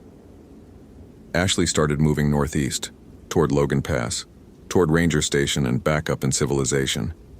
She didn't run. Running had accomplished nothing except exhaustion and disorientation. Instead, she maintained steady hiking pace, conserving energy, keeping visual contact with landmarks that finally stayed put when she looked away. She found Dakota Martinez at dusk, or what remained of Dakota Martinez, crouched in a hollow beneath an overhanging ledge, consuming something Ashley refused to identify too closely. The figure still wore Martinez's clothing, Arc'teryx shell, outdoor research pants, but the proportions were wrong, elongated, limbs too long and joints bending at angles human anatomy didn't permit. The figure's head turned toward Ashley, and in the fading light she saw eyes that reflected like a predator's tapetum lucidum, pupils huge and black, surrounding them with only minimal sclera visible. Ranger Rodriguez. The voice was Martinez's voice, mostly, stretched thin over something else. "You shouldn't have come. I told you not to come. I'm still hungry and you're alone, and I don't think I can stop myself much longer." Ashley kept 20 yards distance, positioned herself where she could retreat if necessary. "Dakota, listen to me. What's happening isn't your fault. You encountered something and it's changing you, but transformation isn't complete yet. The legends say there's a window, a period where acknowledgement can stop the progression." "What legends?" Martinez laughed, the sound bubbling with madness. "This isn't a legend. This is me being so hungry I can't think about anything except eating. And I already ate something I shouldn't have. Something that made me want more. And now I can feel myself becoming something that will never stop being hungry." "Wendigo," Ashley said clearly. "That's what the Blackfeet call it. Algonquian cultures across the northern forests have different names but same concept. Spirit of endless consumption. Transformation through violating sacred prohibitions. It's real. You encountered it. But you're still you enough to be talking to me, which means the process isn't irreversible yet." Martinez stood, unfolding to a height that shouldn't fit under the 6-foot ledge clearance. "How do I stop it?" "Fire. Community. Acknowledgement." Ashley rattled off what she remembered from training. "The Wendigo can't maintain form when exposed to fire or surrounded by people who name it and refuse to deny its existence. But you have to come with me, have to return to the ranger station where—" "I can't." Martinez shook their distorted head. "I'll try to eat someone. I can feel it. The closer I get to people, the stronger the hunger becomes. It's not regular hunger, Ashley. It's not physical need, it's metaphysical starvation. Like I'm empty in ways that go deeper than my body, and the only thing that temporarily fills the void is consumption. Ashley thought about the elk, hollow from within. Thought about the cold that surrounded feeding sites, as though the Wendigo consumed heat itself as well as physical matter. Thought about how she'd spent the last 6 years training her mind to reject supernatural explanations, even when evidence contradicted material assumptions. Then we do it here, she said. We build a fire. I call for backup. We surround you with witnesses who acknowledge what you are without denying your humanity. The legends say that works too. Community recognition preventing full transformation. And if it doesn't work? Martinez asked quietly. Then I have bear spray, emergency flares, and 6 years of wilderness survival training. Ashley unclipped her equipment, began gathering deadfall. But I'm not leaving you to become something that hunts other hikers. That's not how search and rescue works.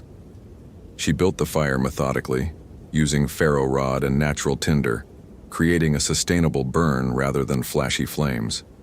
The fire seemed to stabilize Martinez, who retreated to the hollow's far edge, watching the flames with expression caught between hunger and relief. Ashley tried her radio. This time, miraculously, base station answered. Rodriguez, where the hell have you been? We've had teams searching for you for 3 hours. 3 hours. She'd been gone 8 by her watch, but time apparently followed its own rules in Wendigo territory. Found Martinez, Ashley reported. Coordinates 48.7081, 113.7234. Situation is complicated. I need evacuation team, medical support, and someone from Blackfeet Cultural Liaison Office immediately. Is Martinez injured? Ashley looked at the elongated figure crouching in shadows, eyes reflecting firelight. Yes, but not in ways your standard protocols address. Just trust me and bring everyone I requested, and bring more fire, road flares, fuel, anything that burns. She kept the fire burning through the night, adding wood methodically, maintaining the boundary between Martinez and the transformation that wanted to complete itself. They talked sporadically, Martinez describing the cold that had crept through their chest, the hunger that had started as normal appetite and metastasized into existential emptiness, the moment they'd crossed whatever boundary separated human from other. I ate a rabbit, Martinez confessed as dawn approached. Found it dead already, probably killed by an eagle, and I was so hungry, and it seemed fine, seemed harmless. But it was wrong somehow, tainted. And after I ate it, the hunger got worse instead of better. Like I'd opened a door that shouldn't be opened. Ashley thought about taboos, about how every culture developed prohibitions around death and consumption and boundary crossing. Maybe those prohibitions weren't arbitrary superstition, but practical wisdom encoded across generations.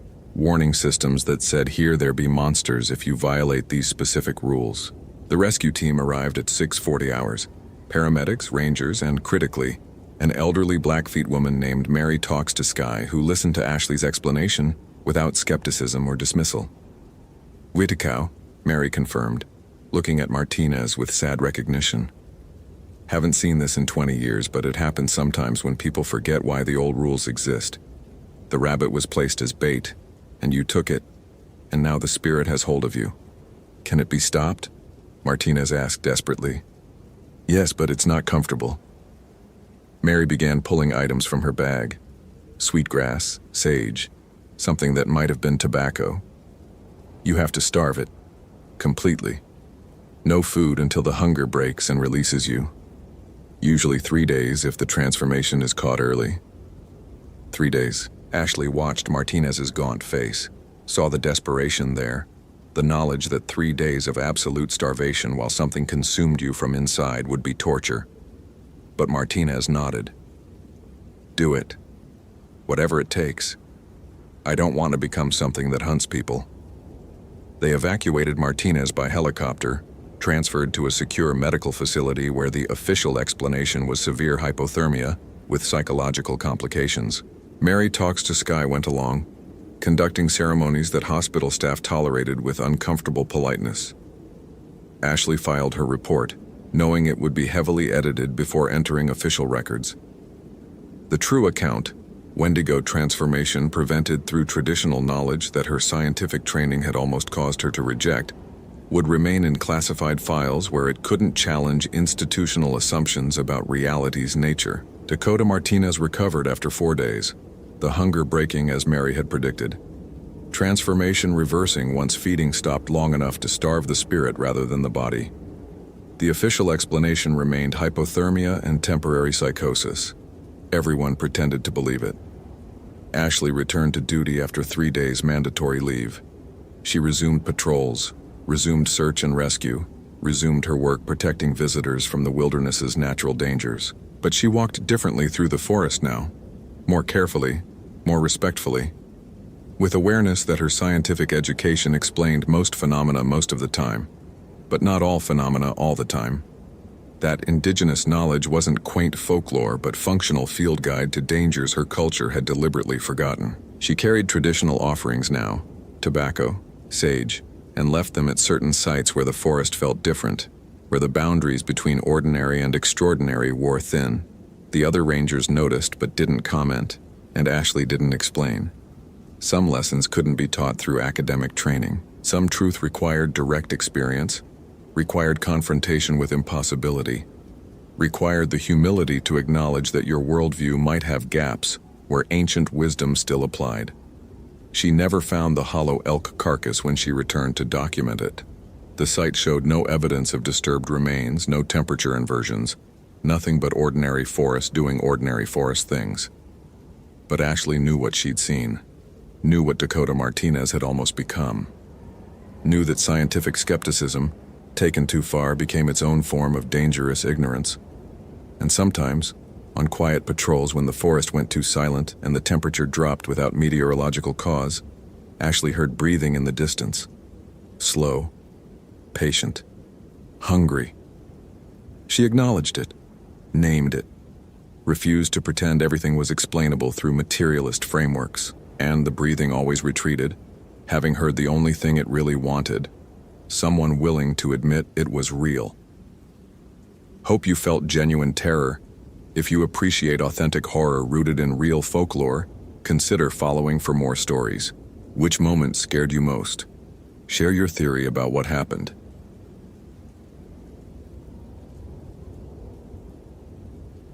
Matthew Davidson found Justin Taylor's journal on a trail that didn't exist on any map, a trail that led in 5 different directions simultaneously, depending on which eye he closed.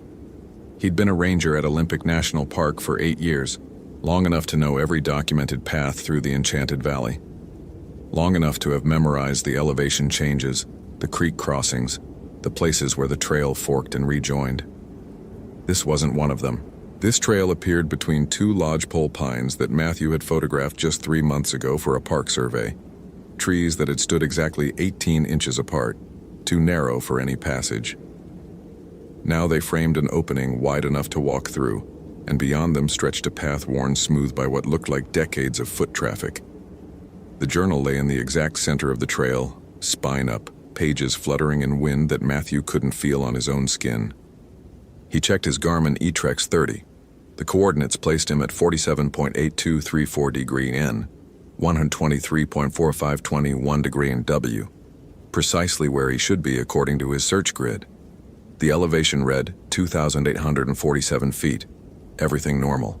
Everything exactly as it should be, except for the impossible trail and the journal that had Justin Taylor's name embossed in fading gold on the leather cover. Matthew had a degree in forestry from Washington State University and a minor in geology. He believed in soil composition, watershed dynamics, and the predictable behavior of ecosystems under stress. He did not believe in trails that appeared overnight, or in the local stories about the Enchanted Valley, stories of hikers who claimed the forest rearranged itself, of shadows that moved wrong, of spaces between trees that led somewhere other than deeper woods. He photographed the trail with his iPhone 5s before approaching the journal. The camera's timestamp read 2:47 p.m., October 23, 2014. Justin Taylor had been reported missing 4 days ago by his girlfriend after he failed to return from what was supposed to be a solo weekend hike. His car was still at the Graves Creek trailhead, registration current, nothing obviously disturbed. His emergency contact information listed him as 26 years old, employed as a software engineer at Amazon in Seattle, experienced hiker with no history of mental health issues or risky behavior. The search grid had been methodical. Matthew had been working the eastern quadrant, the section closest to the Quinault River where most lost hikers eventually ended up, following water downstream in confused attempts at self-rescue. He hadn't expected to find anything this far from the primary search area, hadn't expected to find this. The journal's pages were dry despite yesterday's rain, despite the moisture that hung perpetually in Olympic's temperate rainforest. Matthew picked it up with gloved hands, protocol for potential evidence, and opened to the first entry. September 30th, 2014. The handwriting was precise, almost mechanical. Day 1. Weather clear. Made camp at mile marker 7. Saw my first one today. Thought it was another hiker at first, but it didn't move right. Stood too still. Watched me from the tree line for 3 hours. When I looked at it directly, it wasn't there. When I looked away, I could see it in my peripheral vision. Perfectly human-shaped, but made of something darker than shadow. Something that absorbed light instead of just blocking it. Matthew's rational mind immediately cataloged explanations. Sleep deprivation, dehydration, the human brain's tendency to create patterns, to see faces and figures in random arrangements of light and dark.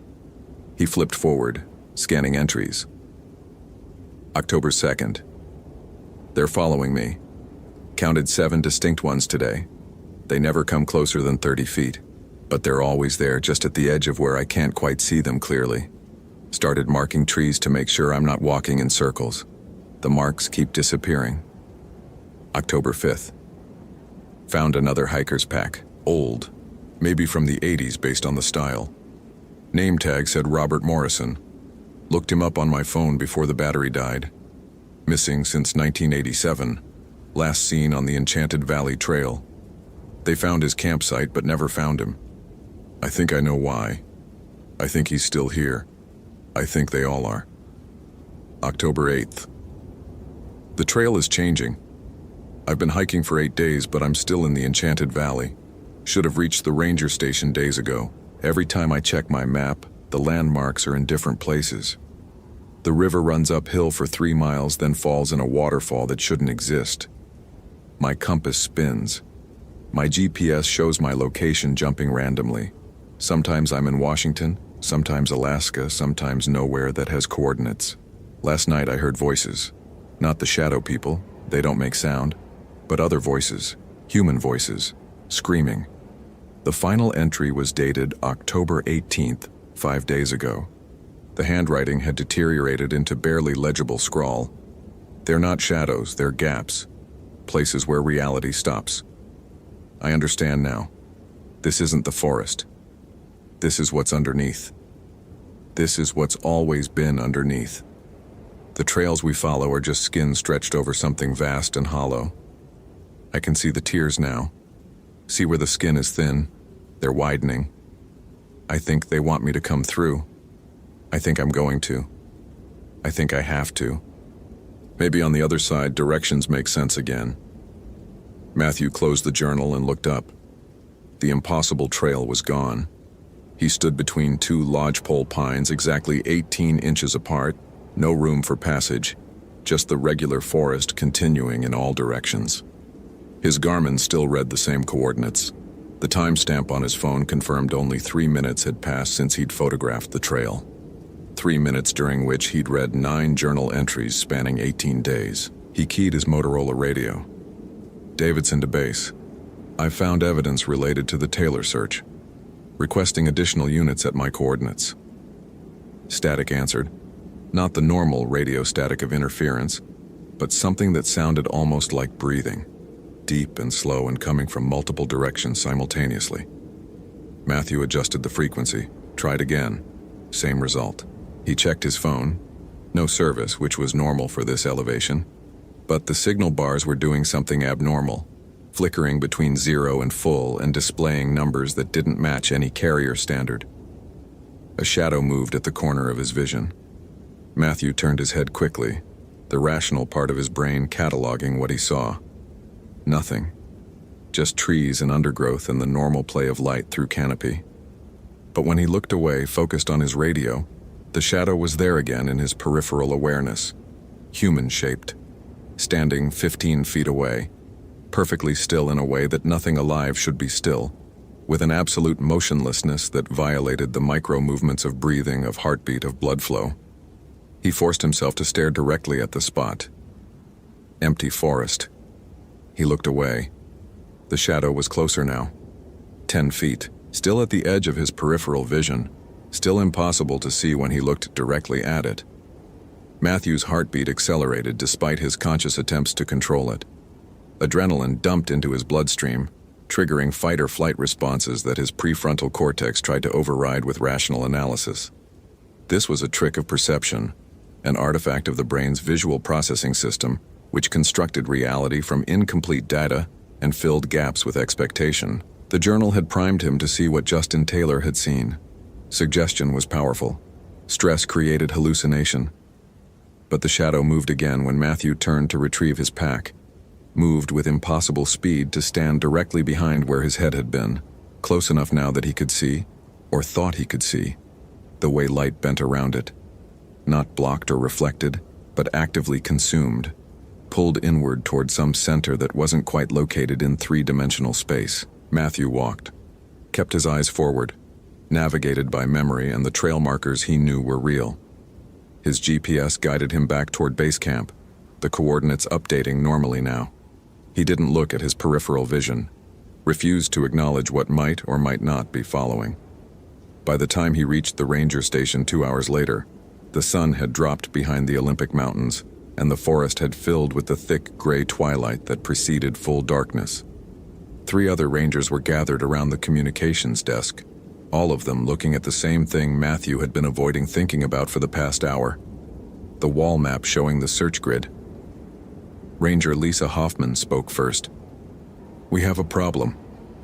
She was 53, had worked Olympic for 2 decades, carried herself with the competence of someone who'd performed thousands of rescues. Her hand shook slightly as she pointed to the map. 6 hikers reported missing from this valley since 1982, all experienced, all carried proper equipment. 5 were never found. The 6th walked out of the forest 3 weeks after he disappeared, 60 miles from where he went in, with no memory of the time between. "Robert Morrison," Matthew said, and saw Lisa's eyes sharpen. "You found something." Matthew placed Justin Taylor's journal on the desk. "Read the October 5th entry." While Lisa read, Matthew pulled up the park's historical records on the computer. The search was easier than it should have been. Someone had already compiled a file titled Enchanted Valley Disappearances, last modified 3 months ago by a user account belonging to Ranger Thomas Webb, who'd retired in June after 30 years of service. Matthew had met him twice, remembered him as gruff and dismissive of what he called tourist superstition. The file was extensive, 47 pages of incident reports, witness statements, and Webb's personal notes. The earliest case dated to 1952, a geological surveyor named Patricia Henderson, who'd been mapping the valley. Her equipment was found, including her field notebooks, showing increasingly erratic data, elevation measurements that didn't match topographic surveys, compass readings pointing to multiple norths, sketches of landmarks that didn't exist. The last entry read, "The shadows are moving wrong. They're not following the light source. They're moving toward me." 1967. 3 hikers disappeared together. Their campsite was found intact, meals still warm in bowls, all gear accounted for. No signs of struggle or animal activity. One tent had a journal inside describing figures made of absence that stood in places where space seemed to fold in on itself. 1982. Robert Morrison, the name from Justin Taylor's journal. Official report stated he walked out of the forest disoriented and dehydrated, but physically unharmed. Webb's personal notes included a different story, an off-the-record interview where Morrison claimed he'd spent 3 weeks in between, his phrase, walking through forests that didn't follow normal geometry, where the same landmarks appeared at different elevations, where day and night cycled irregularly, sometimes lasting hours, sometimes minutes, where shadows moved independently of their casting objects. 1994, a park ranger named David Chen. His body was eventually found, officially attributed to a fall. Webb's notes questioned this. Chen was experienced climber. Fall location doesn't match injury pattern. Skin showed unusual discoloration, patches of extreme pallor as if light had been pulled out of tissue itself. Autopsy noted abnormally low vitamin D levels despite sun exposure. Request for further investigation denied. The pattern continued. Every 7 to 9 years, always in the Enchanted Valley, always experienced hikers or rangers who understood the wilderness, never groups larger than 3. Victims reported the same phenomena: reality inconsistency, shadow figures, trails that led nowhere or everywhere, the sense of space folding in wrong dimensions. Webb's final note was dated June 15, 2014, his last day. They're not hallucinations. I've seen them myself over the years. Never told anyone because they'd pull my certification, but they're real, or there's something real wearing the shape of unreal. I think they're gaps in what exists, places where existence thins out. The forest here is old, older than the mountains themselves. Something lived here before geology, before physics stabilized. Something that existed when reality was still flexible. It's still here, in the spaces between trees, in the moments between heartbeats. It's patient. It's hungry. It doesn't want to harm. It wants to absorb, to add to itself. Every person it takes becomes part of the absence. They warned me when I was new, the Quinault elders. They have stories about the hollow places, about people who walk into the forest and become part of the nothing. I didn't believe them. I believe them now. I'm retiring before it decides I've been here too long. Matthew looked up from the computer to find all 3 rangers watching him. Lisa spoke quietly. Tom showed me that file before he left. Told me to read it if anyone else went missing here. I thought he'd lost it. 30 years in the woods, you see things. Brain makes up stories. I thought that's what it was. But, Matthew prompted, but yesterday while we were setting up the search grid, I saw something at the edge of the tree line. Just for a second, in my peripheral vision. Human-shaped, but wrong. Made of something that wasn't quite darkness. Thought I was tired seeing things. Then Chen's daughter called this morning. Lisa's jaw tightened.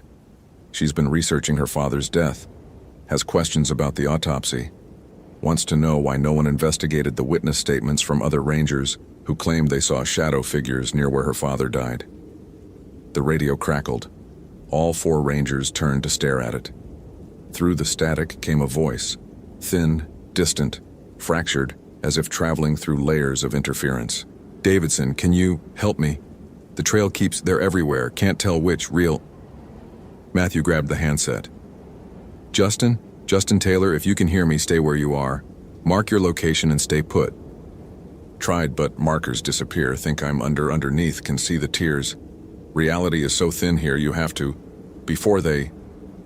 The transmission cut to static that resolved into something almost like words, syllables that didn't match any language Matthew knew, speaking in rhythms that made his inner ear ache and his vision distort at the edges.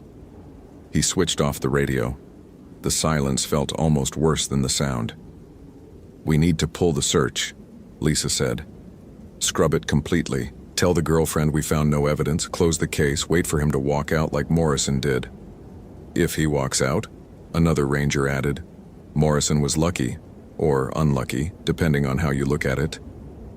Matthew's scientific mind rebelled against the implication. People didn't just disappear into nothing. Reality didn't have gaps. The universe operated on consistent physical laws that didn't bend or break regardless of location or local folklore. But he'd seen the shadow, had felt the wrongness of its movement, had read 30 years of consistent testimony from reliable witnesses describing the same impossible phenomena. I'm going back out, he said. Matthew, with proper equipment, real-time GPS logging, multiple cameras including thermal imaging, everything documenting simultaneously. If there's a rational explanation, I'll find it.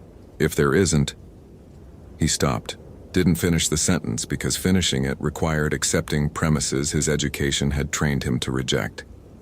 Lisa was quiet for a long moment. Finally, Tom left something else, said to give it to anyone who went looking. She retrieved a small leather pouch from her desk drawer. Inside was a collection of objects: salt in a sealed container, a bundle of dried herbs Matthew recognized as sage, a piece of obsidian carved with symbols he didn't recognize, and a handwritten note. The note read, "The Kinno call them stolen spaces, places where the world forgot to be. They say salt marks boundaries the stolen spaces can't cross. Sage smoke makes them visible, or makes the edges visible anyway. Obsidian holds old magic, reflects what shouldn't be reflected.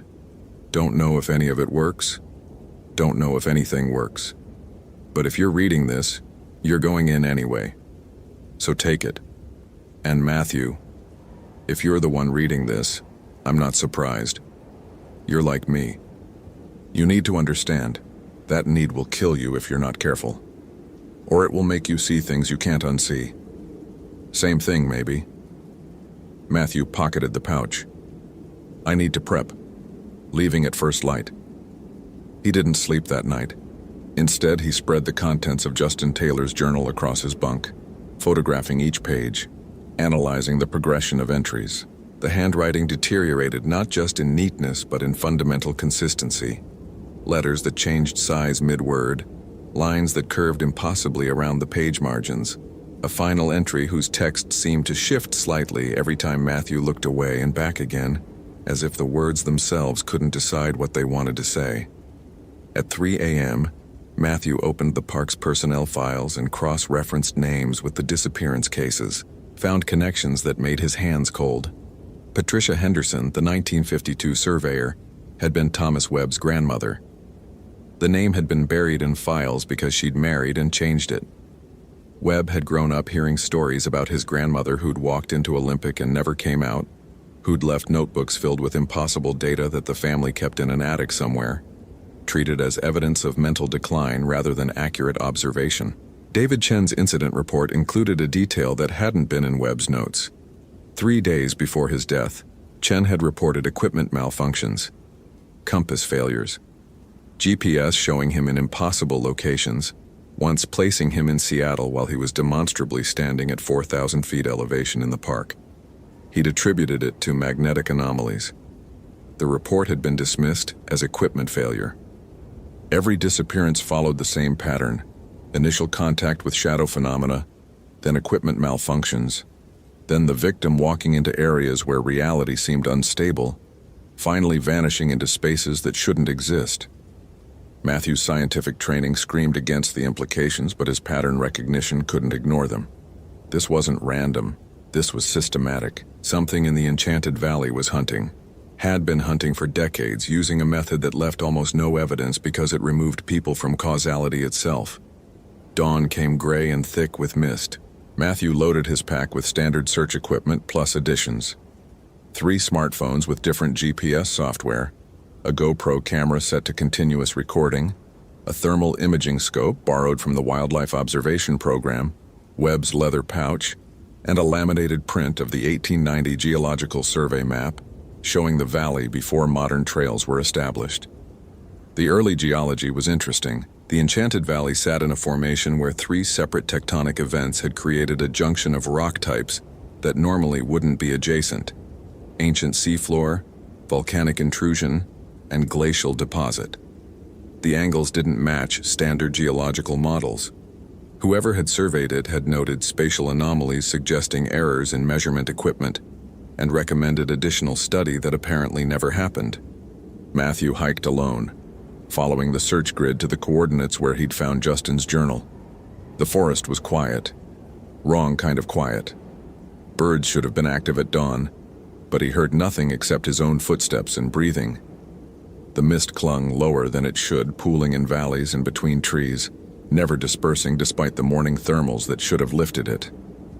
He reached the 2 lodgepole pines at 7:23 a.m. according to his GPS log. They stood 18 inches apart. As he watched, the gap between them widened. Not the trees moving. the space itself expanding like reality stretching to accommodate something that needed more room. Within 10 seconds, the gap was wide enough to walk through, and beyond it lay the trail that shouldn't exist. Matthew activated all his recording equipment and stepped through. The transition was immediate and visceral. Temperature dropped 15 degrees. The quality of light changed, becoming diffuse and directionless as if emanating from the air itself rather than the sky. His GPS immediately showed conflicting data.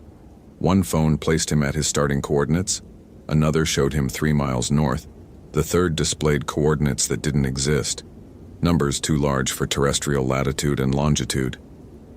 The trail ahead looked worn and well-maintained, marked with cairns that showed decades of careful placement. But when Matthew checked his thermal scope, the cairn showed no heat signature. Not cold. Absent. No temperature at all, as if they existed in a space where thermodynamics didn't apply. He walked forward, each step feeling slightly off, as if gravity's pull came from a direction 5 degrees askew from down. The sensation made his inner ear protest, triggering mild nausea. His GoPro footage, when he checked it, showed normal forest. But when he pointed the thermal scope at the same view, the trees showed heat patterns that didn't match their visible structure. Warm patches where no sun penetrated, cold spots in direct light, and between some trunks, absolute black zones with no temperature reading at all. The shadow people appeared gradually. First one standing 30 feet ahead at a trail fork. When Matthew looked directly at it, he saw only empty trail. When he focused on his GPS while keeping the location in peripheral view, the figure was clearly visible. Human proportioned, 7 feet tall, made of something that bent light around itself, creating a perfect absence in the visual field. He tried the sage from Webb's pouch. The smoke curled normally at first, then twisted in directions that violated fluid dynamics, spiraling around invisible obstacles and defining boundaries Matthew couldn't see with unaugmented vision. Where the smoke touched, it revealed edges. Thin lines in space where the forest seemed to fold along seams. Reality origami creating spaces that shouldn't geometrically fit. Through the thermal scope, the edges glowed faint red, cooler than surroundings but not cold. And standing at those edges, dozens of shadow figures. They didn't move as he approached, didn't react, just stood in positions that suggested they were guarding the seams, or perhaps had become part of them, merged with the gaps they inhabited. Matthew marked the trail with chalk, drawing arrows and writing GPS coordinates at 20-meter intervals. When he looked back after walking 100 meters, the marks were gone. Not weathered or erased, gone as if they'd never been made. The trail behind him looked identical to the trail ahead, endless, unmarked, leading back and forward with equal plausibility. He checked his phone log. According to the timestamp, he'd been walking for 40 minutes. His watch showed the same, but his backup chronometer, a wind-up mechanical watch specifically chosen because it relied on springs and gears rather than electronics, showed 3 hours had passed. Time was broken here. Or time was functioning normally and space had changed, stretching or compressing to create apparent temporal discrepancies. A voice called from ahead. "Davidson, is that you?" Matthew recognized it. Justin Taylor, sounding close and clear despite no visible source. He moved forward, thermal scope raised, and found Justin sitting beside the trail, physically present, apparently unharmed, wearing the same clothes described in his missing persons report, but the thermal scope showed something wrong. Justin's body temperature was uniform, no variation between core and extremities, no heat differential between skin and clothing, no breath vapor despite the cold. Justin Taylor? Matthew kept his distance, hand on his radio despite knowing it wouldn't work here. "I think so. Hard to tell anymore. How long have I been here?" 4 days since you were reported missing. Your journal said 18 days. Justin laughed and the sound echoed wrong coming from multiple directions. 18 days, 4 days. Both wrong, both right. Time doesn't work the same once you're underneath. I've been here minutes and years. I've watched the trees grow and decay in cycles. I've seen the mountains rise and fall. Or maybe I've been here 10 minutes and my brain is breaking trying to process input it's not designed for. Matthew raised his phone, started recording video. The screen showed Justin clearly, but when Matthew looked at Justin directly, the man's edges seemed fuzzy, uncertain, as if he existed only probabilistically. "What is this place?" Matthew asked. "It's what's always been here. We just don't see it usually. The world is thinner here. The membrane between what exists and what doesn't. They live in the gaps." Justin gestured at the shadows. "They're not creatures. They're the absence of existence taking shape, places where reality forgot to be, forming into something that almost has agency. They don't mean harm. They just are. And when you spend too long near them, you become thin too. Probabilistic, uncertain. I'm going to get you out." Justin's expression was sad. "I don't think I can leave. I don't think I'm real enough anymore. Every day here I feel myself becoming less. Memories fade not because I forget, but because they stop having happened. My childhood is getting fuzzy. Not the memory of it, but the fact of it. I'm being erased backward through time. Soon I'll be like them. Just a shape that used to be someone, standing guard at the places where existence tears." Matthew's rational mind finally broke. Not shattered, but bent, reorganizing itself around new axioms. Reality was local. Physics was consensus. The universe ran on rules that could be violated in spaces where those rules had never been properly established. This valley was old, older than the mountains. It remembered or failed to remember a time before matter and energy had settled into stable patterns. "The journal," Matthew said. "Your final entry. You wrote that you understood, that you were going through. I went to see what was on the other side of the tears, found out there's no other side. Just more gap. Infinite absence. I'm standing in it now. So are you. We're having this conversation inside nothing, inside the space between spaces. When you leave, if you can leave, I'll still be here. Part of the static. Part of what doesn't exist." The shadow figures moved closer, not walking but appearing in new positions, their geometry allowing them to traverse distance without crossing the space between. They surrounded Matthew and Justin, dozens of them forming a circle that pulsed with non-existence. Matthew pulled out the obsidian from Webb's pouch, threw it. When he held it up and looked through its polished surface, he saw the truth. The valley wasn't a place. It was a wound. A gap in the fabric of reality where the universe had failed to completely form, leaving a pocket of protospace where existence remained uncertain. The shadow people were echoes of everyone who'd ever gotten lost here, probabilistic ghosts gradually losing coherence as their past dissolved. And he could see himself beginning to fade. His hands looked translucent when viewed through the obsidian, his own past becoming uncertain. If he stayed, he'd become like Justin, like all the others, standing guard at the edges of nothing until even the memory of having been someone dissolved completely. Matthew ran. Not back the way he'd come. That trail led nowhere now, but perpendicular to the logic that had brought him here. He ran across the fold lines he could see through the sage smoke, through the gaps the thermal scope showed as absolute zero, through the spaces where the shadow figures stood guard. Some tried to stop him, or maybe they tried to incorporate him, to add him to their chorus of absence.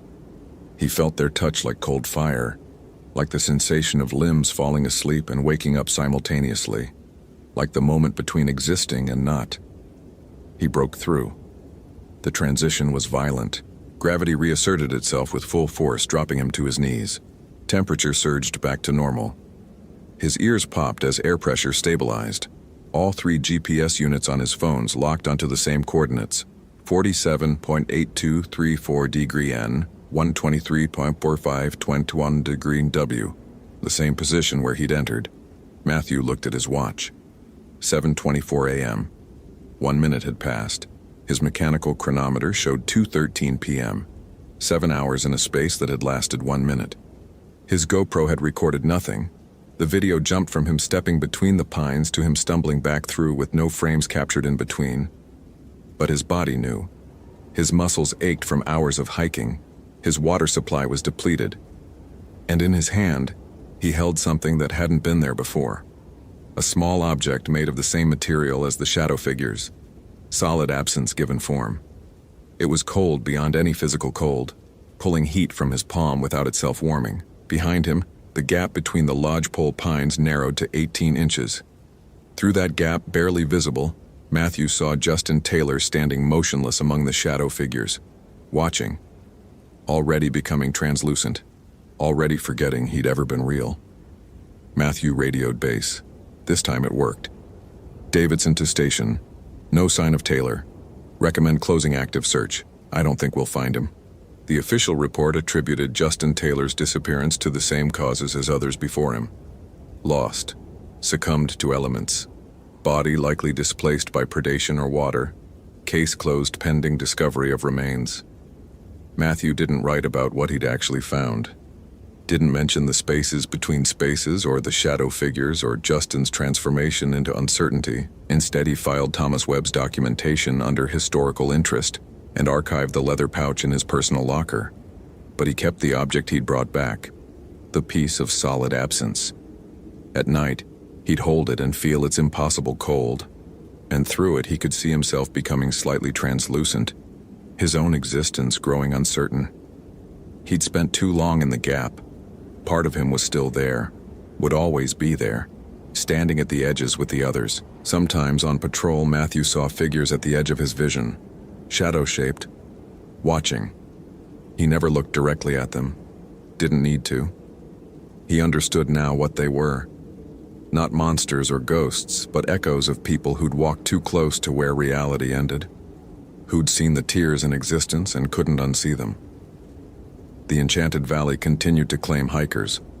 Once every 7 to 9 years, someone would walk into the forest and find the trails that led between. Matthew documented each case meticulously, adding to Webb's files, building a record that future rangers would find and struggle to believe until they too saw the shadows moving wrong.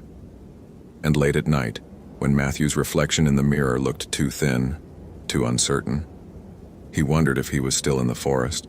If this, the ranger station, his reports, his daily life, was just another fold in reality, another pocket of almost existence where he'd created a comfortable illusion, while his real body stood motionless at the edge of nothing, slowly dissolving backward through time. He'd hold the object of solid absence and remember Justin's words. I've been here minutes and years, and he'd wonder if minutes and years were the same thing when you existed between the moments, in the gaps where the universe forgot to completely form. The shadows watched from the tree line, patient, hungry in a way that had nothing to do with appetite, and everything to do with the fundamental drive of nothing to become something, of absence to fill itself with whatever wandered too close. Matthew watched back, and some nights when the moon was dark and the forest thick with mist, he thought about walking between those lodgepole pines again, about stepping through into the space that wasn't space, where Justin Taylor stood guard at tears in reality, where Patricia Henderson and David Chen and 40 others had become probability echoes, about finally understanding what Thomas Webb had meant. That need will kill you if you're not careful, or it will make you see things you can't unsee. Same thing, maybe. Matthew had seen, had understood. And understanding was its own kind of death, the death of certainty, of solid reality, of the comfortable belief that existence was consistent and whole. He was already becoming shadow, already becoming gap. The only question was how long until he stopped pretending otherwise. Hope you felt genuine terror.